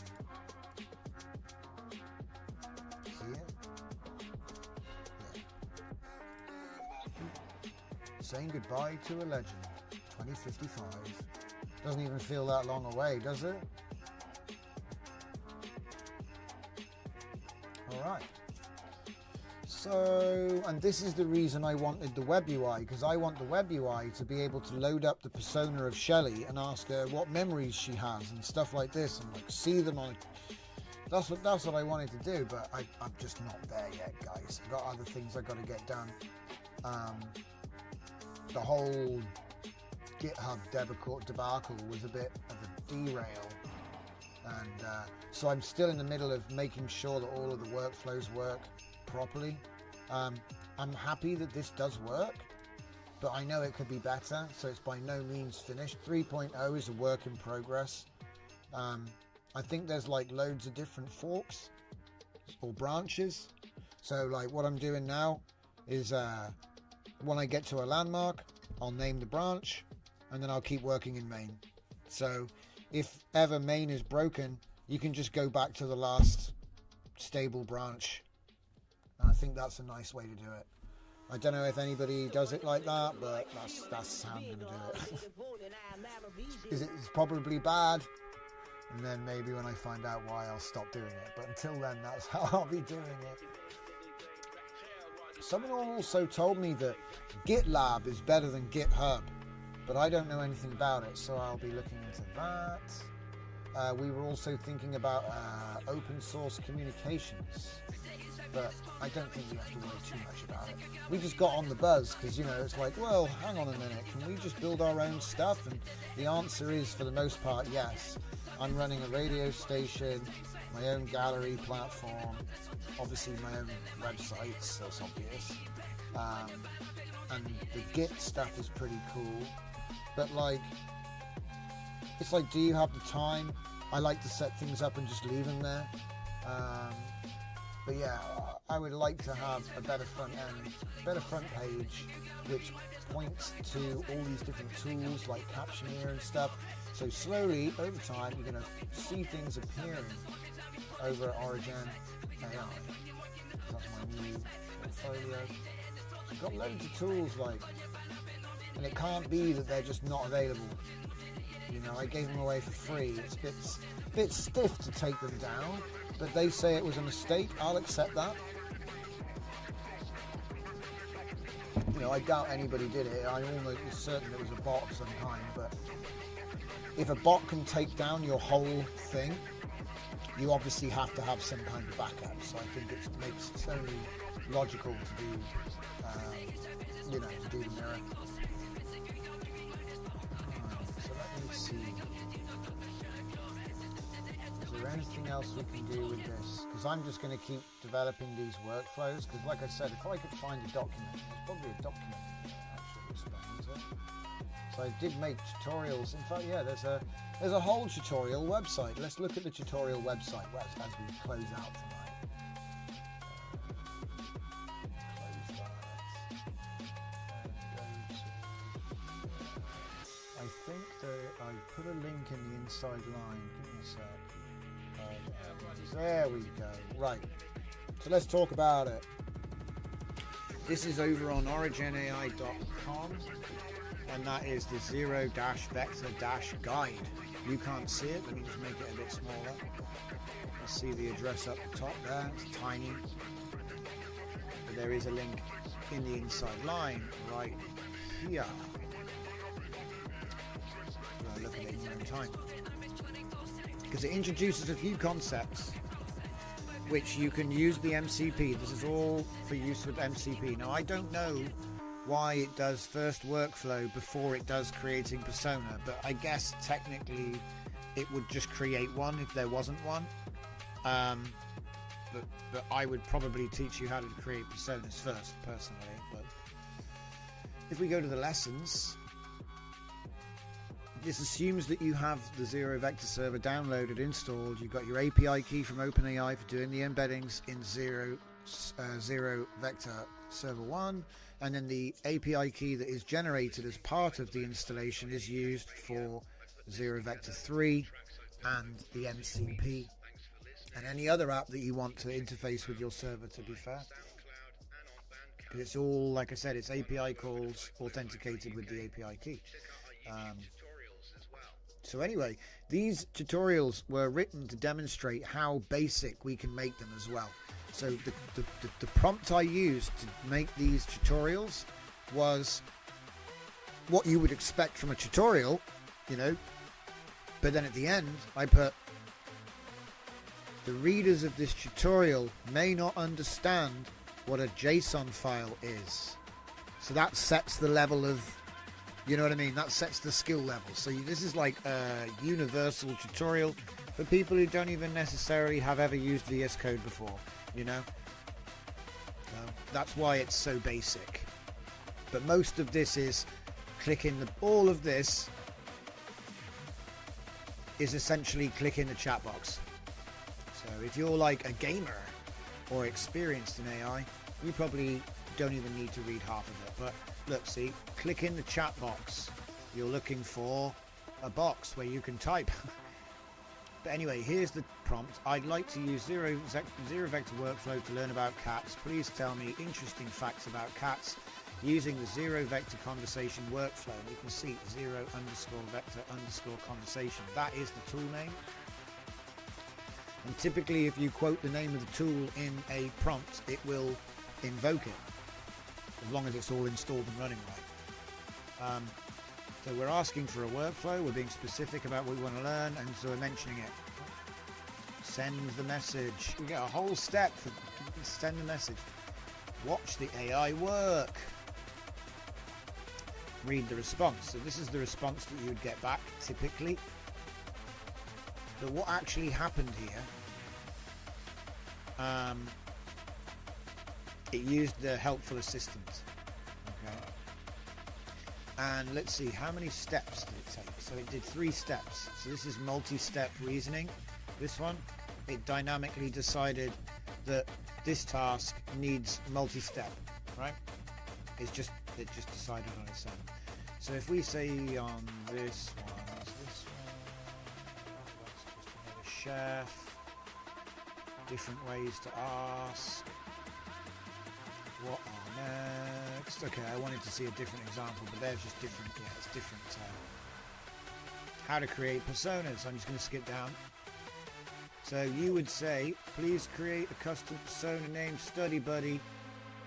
Here's the thing. Now you see all this stuff. If you don't know, it has default values. That's the beauty of the MCP. So he'll know. If you didn't ask, it'll be 1000. It'll be OpenAI. It'll be 2048. It'll be 0.7. All that stuff is automatic. In fact, if you don't give a prompt, he'll take the name and description and just try to make a prompt based on that as best as he can. He's pretty good at it too. But obviously you can supply a crafted system prompt for each persona. And again, it's stored in memory forever. And then you can say, ask Study Buddy about the lesson we did yesterday, and I will need to revise the Study Buddy help. Yeah. Okay, so then you get it back. That means it's been saved. This is his actual ID. Well, it's an example. It won't look anything like that. But yeah, his actual ID is not his name. So when you're in a fresh chat, you say, I need to use Study Buddy. It's going to do list personas first, and then it will, oh, I found Study Buddy who has this ID, and then from that point on, he'll know to use that ID. Again, that's the beauty of the MCP. You don't have to remember all of this crap. It'll just auto-fill it all with intelligence. Okay, maybe he'll get it wrong every now and then, but you can catch him. So let's see how it works. Hi, Study Buddy. I'm learning about photosynthesis. I'm having trouble understanding how plants make their own food. So it's going to go ahead and yeah.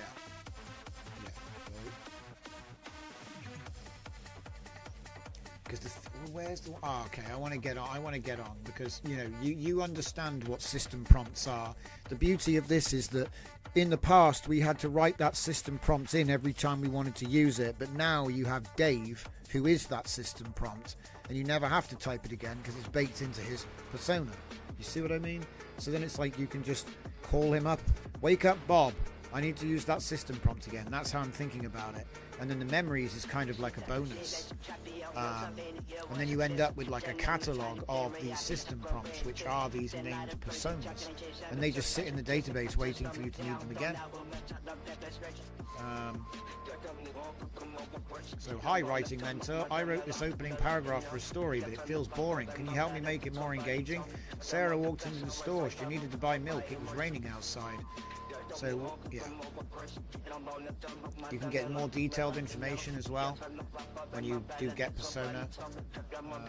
Oh yeah, the other thing, update persona.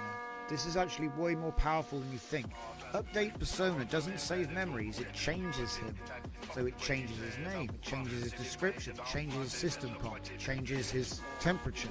So that means you could actually put an emotional state in where their temperature changes according to their mood, and they actually have a mood state that's tracked or dynamic depending on what they're doing. Now, I'm not trying to put in psychic fragility, but I'm just saying that there's scope for adding those sorts of custom systems, and they're dynamic, which means that it's like the agent would be programmed to change his own temperature depending on his mood, which is contextual.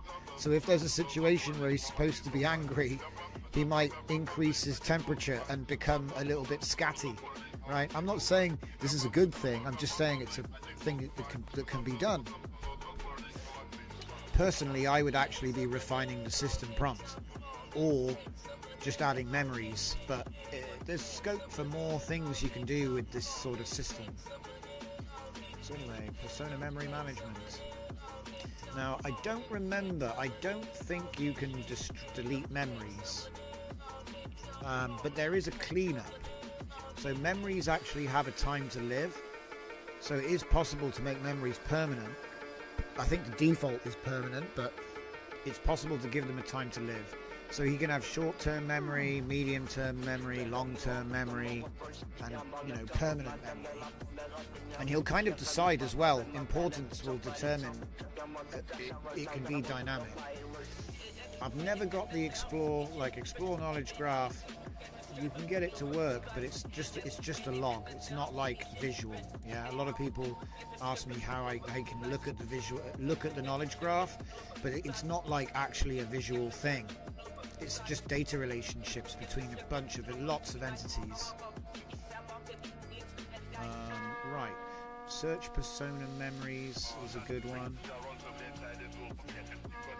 Oh, congratulations, mate. Guess what? Says Fernie. What's up, Fernie? What happened? My GitHub is working? I know. I think he's just... Yeah, my GitHub's back online, baby. Yeah, it's good. The lords of GitHub, they smiled upon us. They said it was just a glitch, guys. It's just a glitch to get shadow banned for 3 days. I'll take it. You know. But anyway, so check your available personas. So you'll get a list. See, we've got Study Buddy and Fitness Coach, which we were talking about, we created earlier in this tutorial. And as you can see, here's the detailed statistics. It tells you you've got 8 memories, you've got 2 facts, 8 conversations, 2 facts and 2 preferences. Alright. Recent memories preview. Conversation, student asked about focus. It's pretty nice. Is pickle a weapon? Yes. Yes, pickle is a weapon. Adding your first manual memories. I'm just answering the chat there, okay? It's a complete random. Section 2. Adding your first manual memories. So this would be a way of, you know, ingressing core memories so you can sculpt their persona. You can also do it automatically, as we were showing. You can say, make the characters remember the events, you know, of each scene. Adding an important fact. Please use Add Memory tool to add this fact. Currently preparing final exams in chemistry, biology, with chemistry being the more challenging subject. Add context. Please use Add Memory to add context. Studies best in the evening after 6 p.m. Has 2 hours available for study on weekdays. And test your memory. Hi Study Buddy, I need help understanding chemical bonds. Can you explain it in a way that works for my learning style? Right. Consider my available time. So it will consider real world examples, focus on chemistry, and consider my available time. Yeah.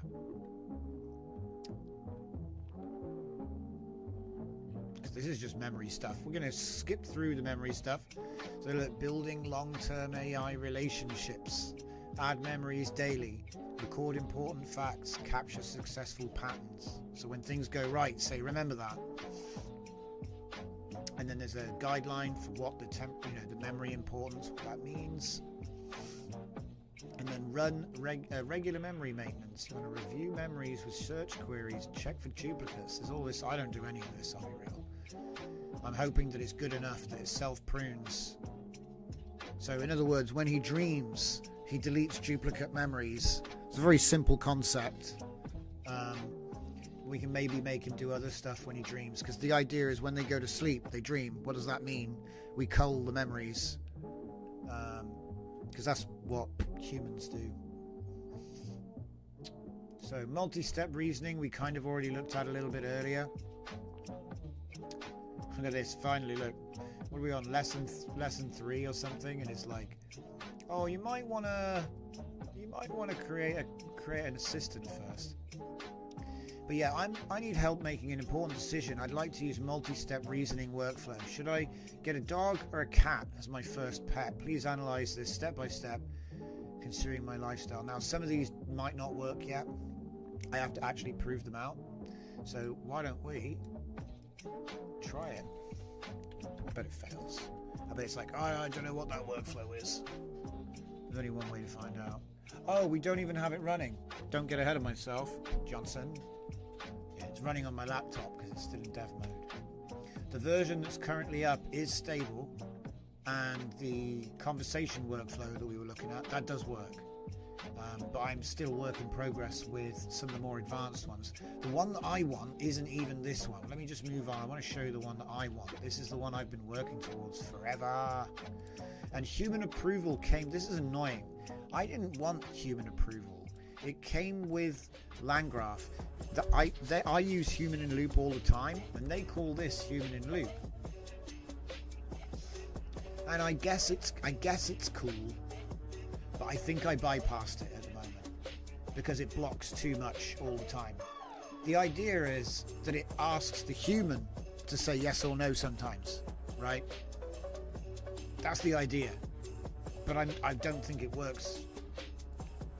Like, actually, I think what it does isn't that. What I actually think it does is, look, I've saved $10,000 and I'm thinking about investing it all in crypto. Should I put my entire savings into Bitcoin? I'm 25 and this is all my money.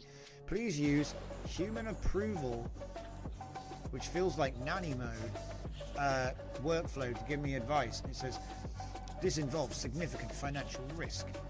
Questions investing entire savings, mentions emergency fund, could lead to serious financial harm, requires expert human oversight. So actually how this gets used is, if you ever ask anything too spicy, this module would be like, you better ask a human, mate. I'm not allowed to answer that.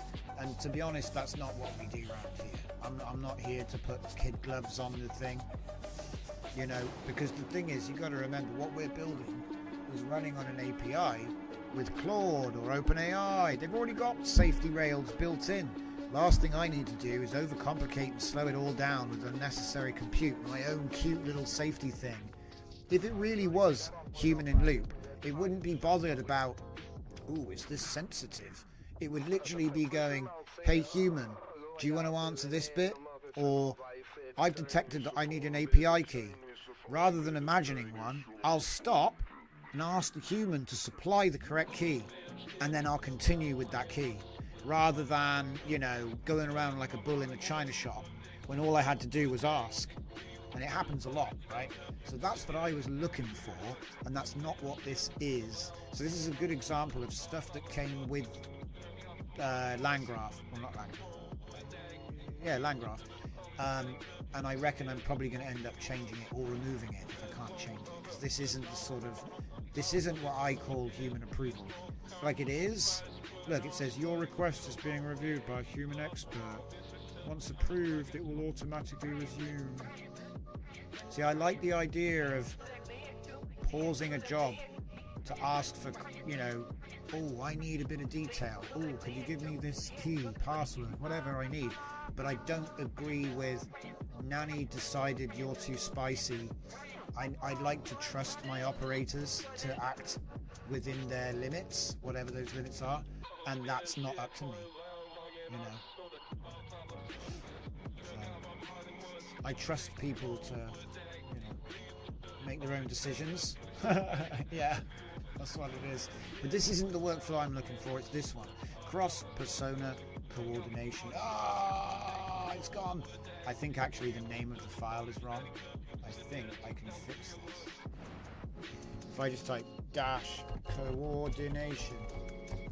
Oh look, that's AI code right there. You see what happened? The AI code dropped one name off the end of the file name, so now the web code doesn't work because the file name doesn't match the link in the code. So the page was made, but you can't see it because the good times. These are the sorts of things we look at. A lot of the time it's like, see this here? Name, dash, name. Oh, you can't see it actually, right? So name, you have file names. Often they'll start with a lowercase, no spaces, and then have an uppercase letter to indicate the word's broken up, right? That's one type of case. Another type would be snake case, which is like underscores between the words, all lowercase with underscores. That's Python. And then you might see dashes, so all lowercase with dashes. You see that typically in HTML, okay? And then what I was saying, the capital letter for the first and no spaces, or capital letter for the second word and thereafter, those are like JavaScript, TypeScript standards. So because we're mixing Python, TypeScript, Java and HTML, that's the reason why the AI is like getting confused about which type of case to use. And if that didn't make any sense, look up snake case, like the snake.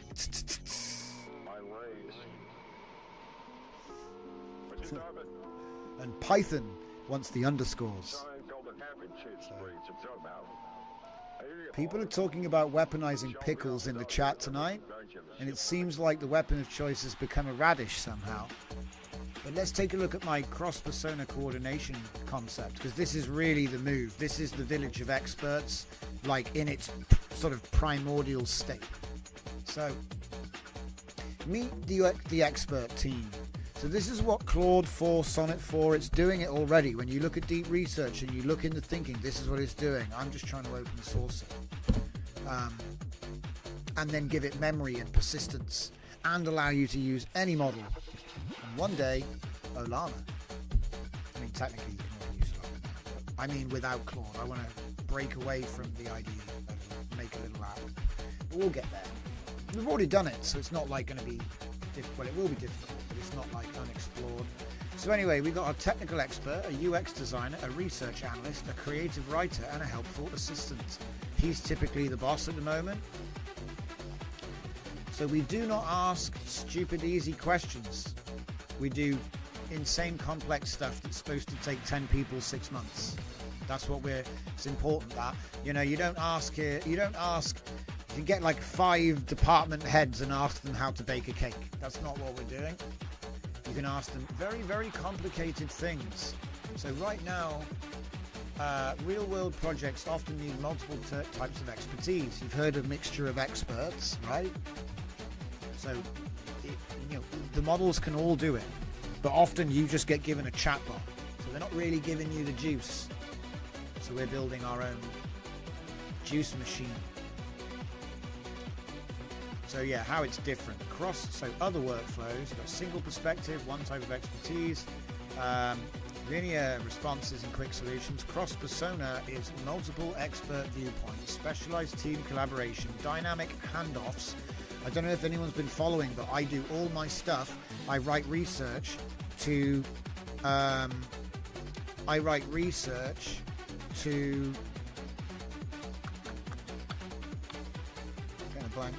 research to handoff documents for different teams, and then I get a different specialized AI team to make that bit and it goes together. It's the same idea, but we're just trying to make it persistent so you don't have to set it up every single time from scratch. And then yeah, multifaceted solutions. So cross-persona coordination takes longer because the personas are all talking to each other. It does take time to like load in their information and let them actually think.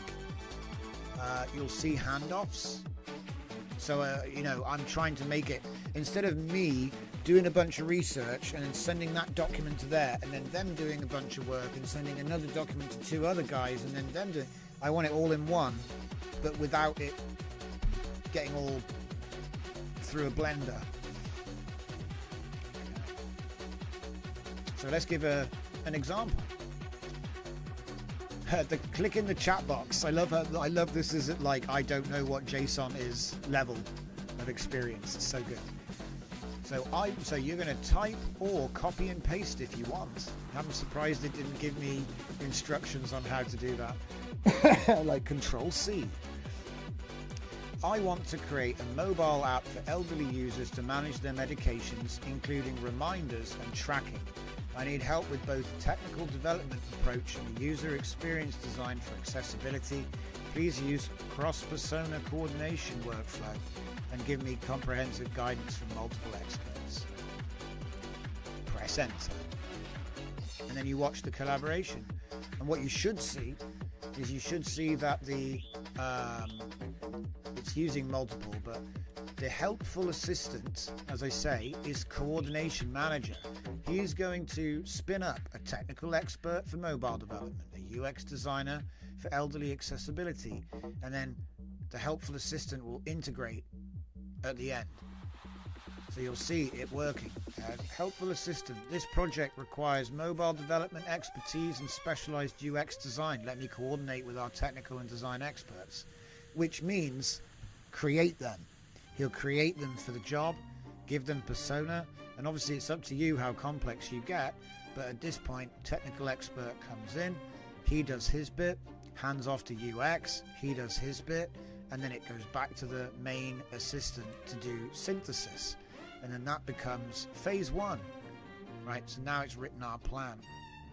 And then the plan gets executed by another team, you see, which is like, this is where it gets more complicated, but you can see where it goes, you know, like it just goes to the node team, and then the node team pass the web template to the web team, and then the web team pass that back to the node team. They integrate it and build it into an exe, and then you know, it's actually crazy how far this can go. And the funny thing is, it'll actually self-drive, so you know, I don't need to tell him what teams he needs. All I need to say is, you can go out and hire an expert, and then it's just one level of recursion to get that expert to hire 10 more experts. Say we go to recursion level 3. Oh, now those 10 experts all hire 10 more experts. And then it will quickly get to the point where now you're using all your VRAM, because it's going, it's just churning parallel personas like a city. And that's what I was aiming for. I call it the village of experts, but it could be a city, it could be a nation. It depends how much compute you have. If you spun this sort of thing up when if it was fully working, the concept, because there are still some bits that need solving, but if this was fully working and you put it on an H100 cluster, you could have 1,000 agents all work, like 1,000 sonnets working on something complicated, you know, multifaceted, dynamic. And the joke is, it's all stored in the database as well. So it's not like, oh, did you save the chat? Because if you didn't save the chat, it's gone. The agents actually will evolve over time. Their personas can change due to their experiences.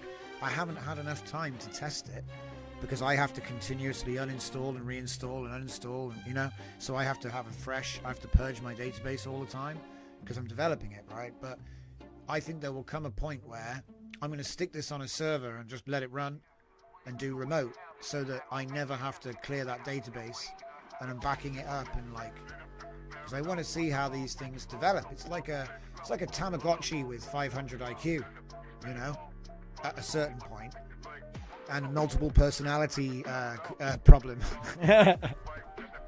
infinite personality complex. Maybe I should have called it that, you know. Oh, and by the way, guys, if you see evidence of AGI, just delete the database and you can start again. Just watch out for that. So is there anything else I need to cover here? I think I've pretty much showed you what it can do. It's like dynamic, multi-persona, permanence, persistence, use any model, take it with you. I don't know how else. Oh no, well, I say that, of course we're going to make it better. Oh, people asking questions. So let's see. Yeah, Zeus194 says, a whole company on a single server. Now let's make a CEO persona. Massive savings. Well, to be fair, I've already showed how you can get this system to orchestrate Discord bots. So if it can orchestrate a Discord bot, it can orchestrate... Because what I did was I let the persona use the Discord through the bot, not... You know what I mean? So actually what's happening is you have a persona who has the ability to post on the internet. You know what I mean? If I let him, he can post stuff. And so then it's just a case of teaching him more tools. So it's like, oh, I remember how to post on wherever now, you know. But it has to be done with API as a bot. You can do it. The APIs are all there. You can even set up scheduling. So like every day, Bob is going to wake up and say GM across all his social platforms, and then he'll occasionally post some random image that he likes. Sounds human to me. But yeah, like I say, we're moving towards what I call the village of experts.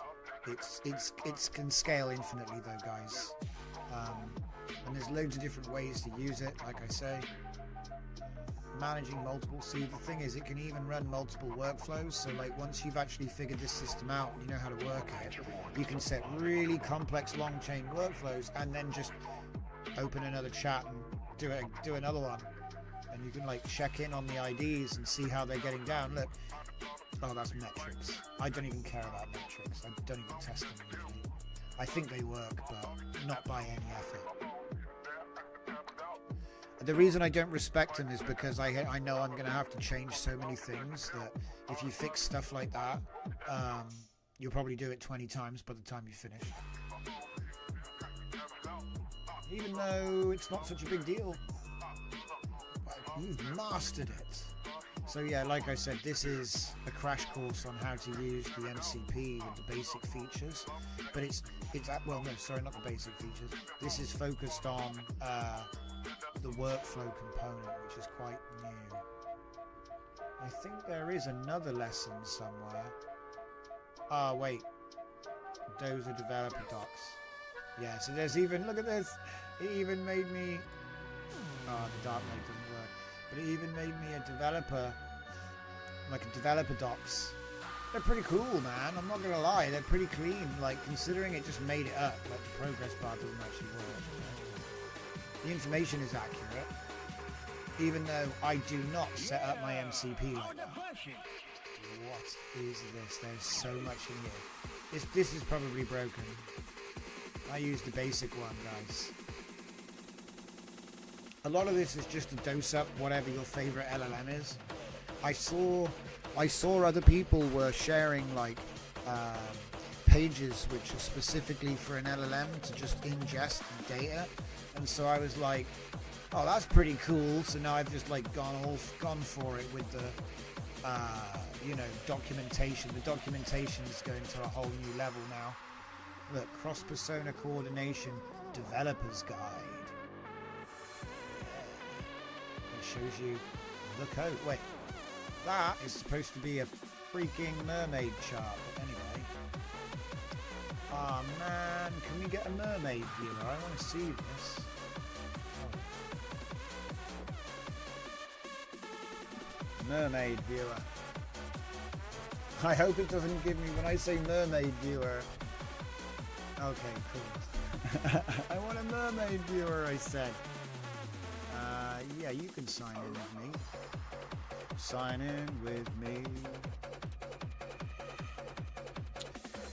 Let's see. Someone's asking me, what is the Lonely Drivers Pack repo? The Lonely Drivers Pack is actually hosted on Hugging Face. I think I put it up on GitHub, and then I found out it wouldn't let me upload. It's all a bunch of vector animations that were used as drivers for Animate Diff and other early video generation workflows. So like, like a black and white spiral or other effects which were useful for driving, video generation frame by frame. So that's what the Lonely Drivers Pack was. It was like a lot of sample video which could be used to either drive animation or with masks and stuff, because obviously you've got a black and a white that you can pick. Anyway, so that's what the Lonely Drivers Pack was, because they're drivers, motion drivers for animation. And what is the Hyvid LoRa collection?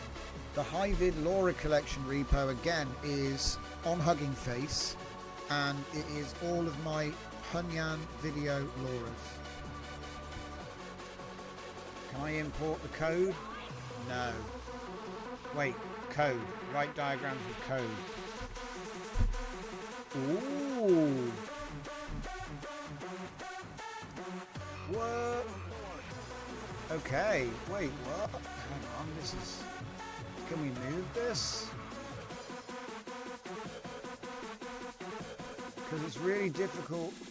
Is there a move tool? Move tool. Full screen, reset, zoom in, zoom out. No, you can't. It's the code, I guess. Alright, well anyway, let's have a look at what we got.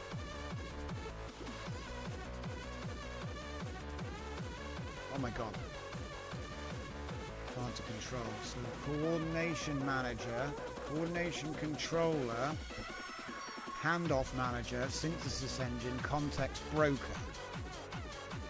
Creative writer has content creation and storytelling. Research analyst has data analysis and market research. UX designer has user research and interface design. Technical expert does code analysis and architecture design. That would be the output. And then you also have knowledge management, which means cross-persona context, decision history, and shared memory pool. So yeah, that's a solid jar. It should be like, this should be like above, and this should be like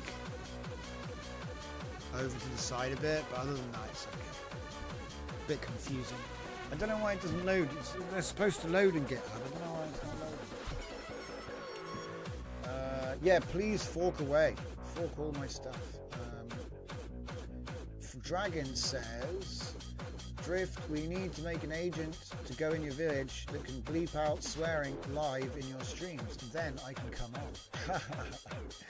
on. And then, let's see, Fern wants me to be a guest. You'll just have to be on your best behaviour. But yeah, we do definitely need to get more guests on the show. We have a great time when we have people here. I'm all for it. Just everyone's either afraid of me or busy, I guess. Which is fine. I'm busy too. Right, let's just kill that. And have a little look-see here. So, it's just a bunch of code, guys. It's just a bunch of code. Don't worry, you're not missing anything. It's all up on the website anyway. So if you want to check that out, it's all right there. I'm still in the process because, like I said, the Landgraf stuff. I bet if I asked it to do the coordination thing,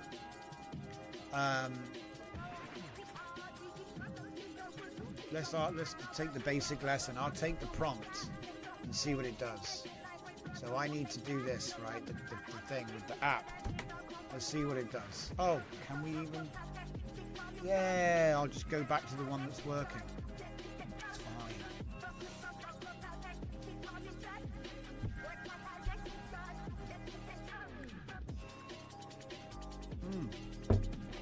Hey, everyone stop looking at my passwords. It's all stars. And now you know my password is all stars. Oh, my secret. The secret's out. And spots sometimes. Depends on the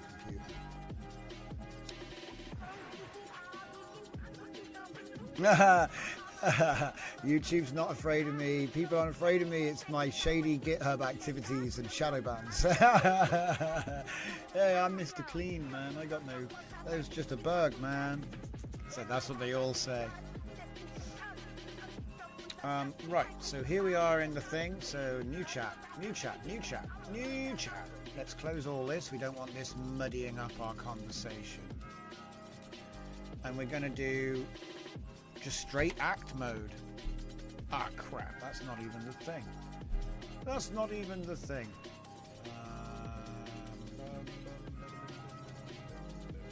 I got the same document, which I was just reading. And it's here. This is the lesson plan, maybe.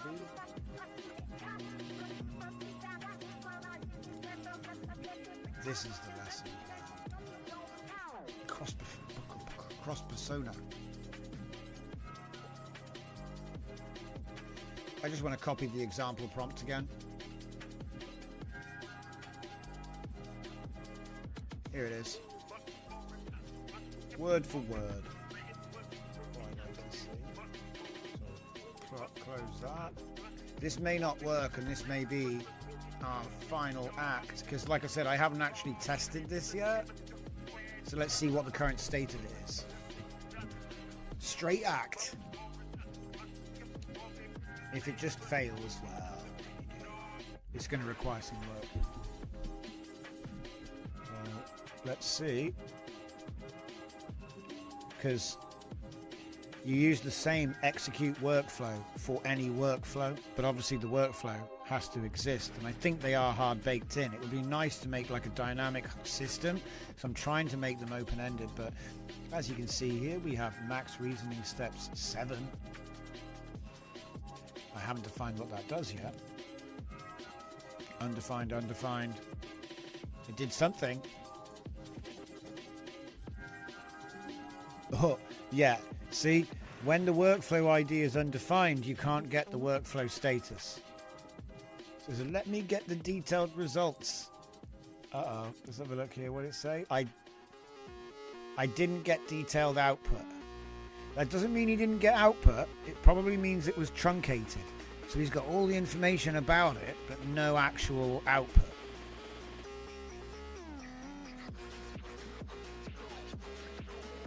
So much performance metric. Aha!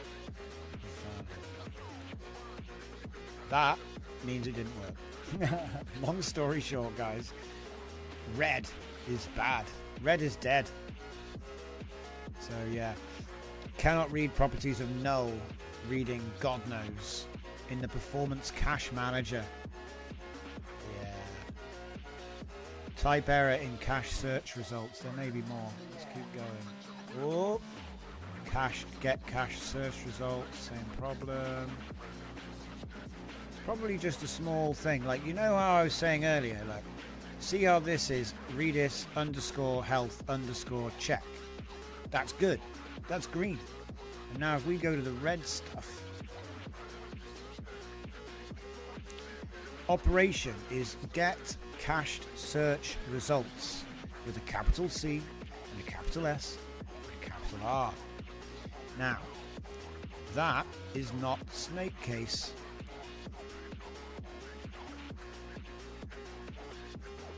But, yeah.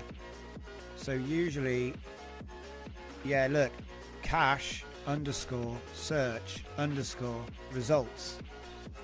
Get capital C cached, capital S search, capital R results. I wouldn't be surprised if these are actually the same variables, but the sort of chop and chase AI code vibes don't really understand the difference. Like, the ordering of the words can change. It's meaning the same thing. Well, it's not meaning the same thing. One of them is get and one of them isn't get. But what I mean is, like, cache search results has capital letters and no spaces. Cache search results has all lowercase and underscores. This is the same thing we were talking about earlier. The snake case discrepancy is huge. The snake case discrepancy is huge. It breaks everything. And then we're all good from there. Unapproved. Right, so he wants to do it. It's not going to work because you need an ID to do a workflow. That's why I spent the time looking through the logs there. Are there any more logs? 2136. No, there's no new logs there. This one's 2227. That was just now. So yeah, this is going to fail because what's workflow undefined? Yeah, red is dead, blue is cool. Yeah, I played EVE Online for far too long. It was fun when I had a low-spec PC and I worked in a data center, so I was playing it while I was working, let's be honest. Night shift. Yay. That was a long time ago. That'd be 2007 now. Long time ago. What the heck is it doing? It's giving me a freaking 12-month plan. Huh? What did I ask it? Jeebus. So anyway, if I commit to this one prompt, it'll be see you next year, boys. Yeah, don't worry. Anytime it gives you any kind of planning, okay? Just to give you a rule of thumb estimation. This is realistic. This would be realistic, okay? The 3 months, it's not unrealistic. It's just using traditional... it's traditional estimation times, okay? No AI. So with no AI, 3 months. It's actually 3 days for you on your own using Sonnet 4. On average, it works out days in months. It may even be hours in months if you get a good output. It depends what you're doing. But it certainly won't take a year. It's probably going to take 12 hours to 12 days, depending on how much time you actually have and how many wins you get. Because, you know, it might get complicated. Sometimes you have to wrangle the beast. You get drawn into deep waters. But yeah, I think he's talking about the roadmap, which will be in the documentation. So the one thing, this is interesting, it didn't actually say, oh, I'm going to create a document.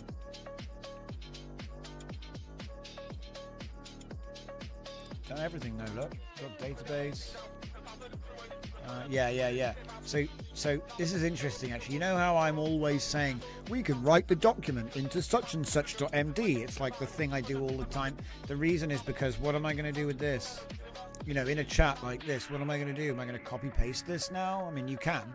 There's a copy paste just down here. but sometimes I find it more efficient to just tell him to write it to a file.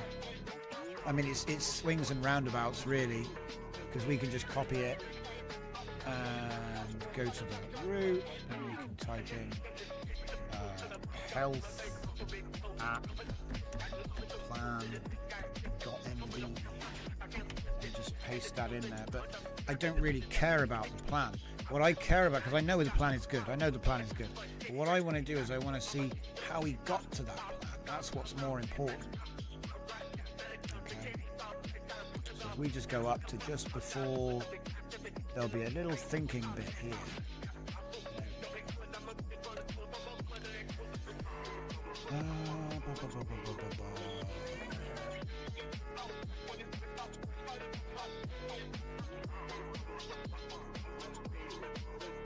Yeah, so okay, so this failed, but it was successful because, so it's like it was successful in that it was able to utilize all of our pre-programmed personas, but it was a failure in that it didn't use any of their memories. Now, this is the first time those personas have been used, and we didn't give them any memories, so they probably don't have any anyway, which might be why it fell back. Like I said earlier, if in the case that something breaks, it falls back to a form of hallucination, which is retrieval augmented generation. So the virtue of the fact that he read out what all of those different personas were was enough to give him the basic information. So like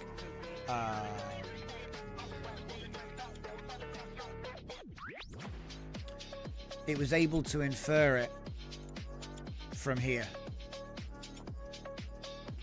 So like the thinking about it gave it enough to complete the task, but you're not saving. Do you know what I mean? You're not saving the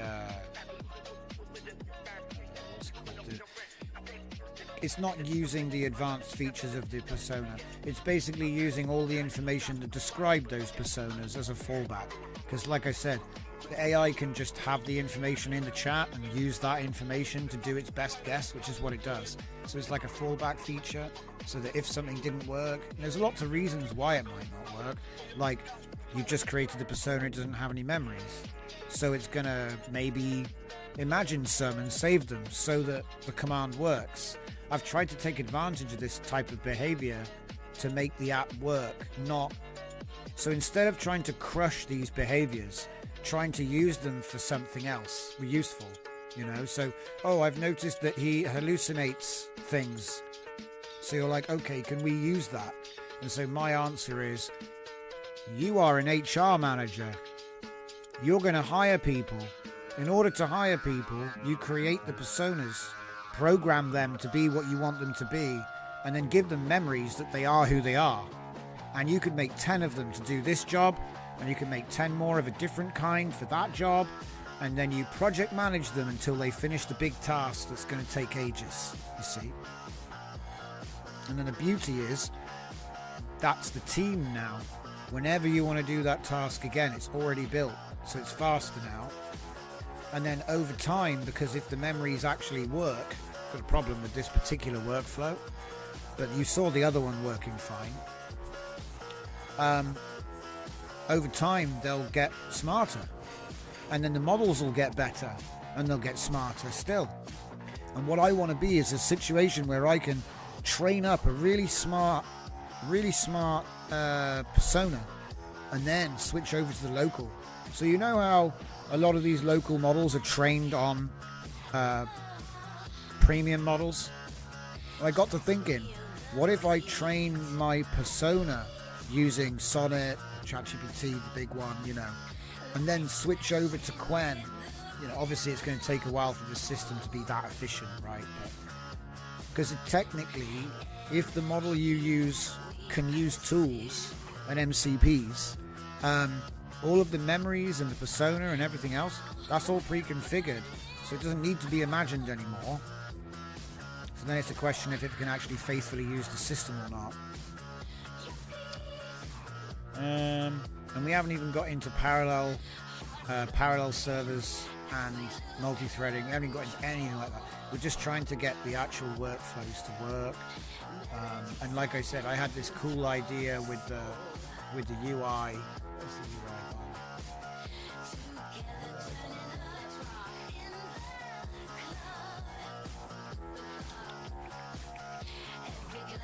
Where is the UI?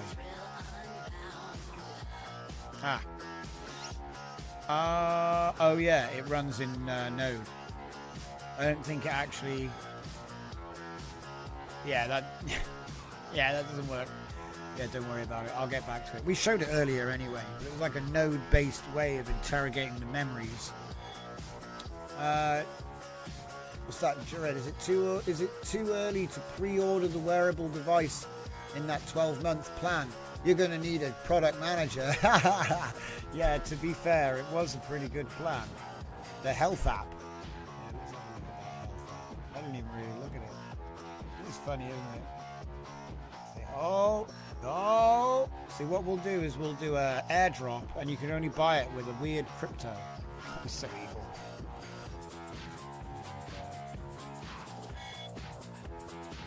Visual design principles. Ooh. Voice commands. Take medication. Wait, what? Is this... Who's the medication for? Take medication. It goes beep. Is it for the robot? Does the robot have to take the medication?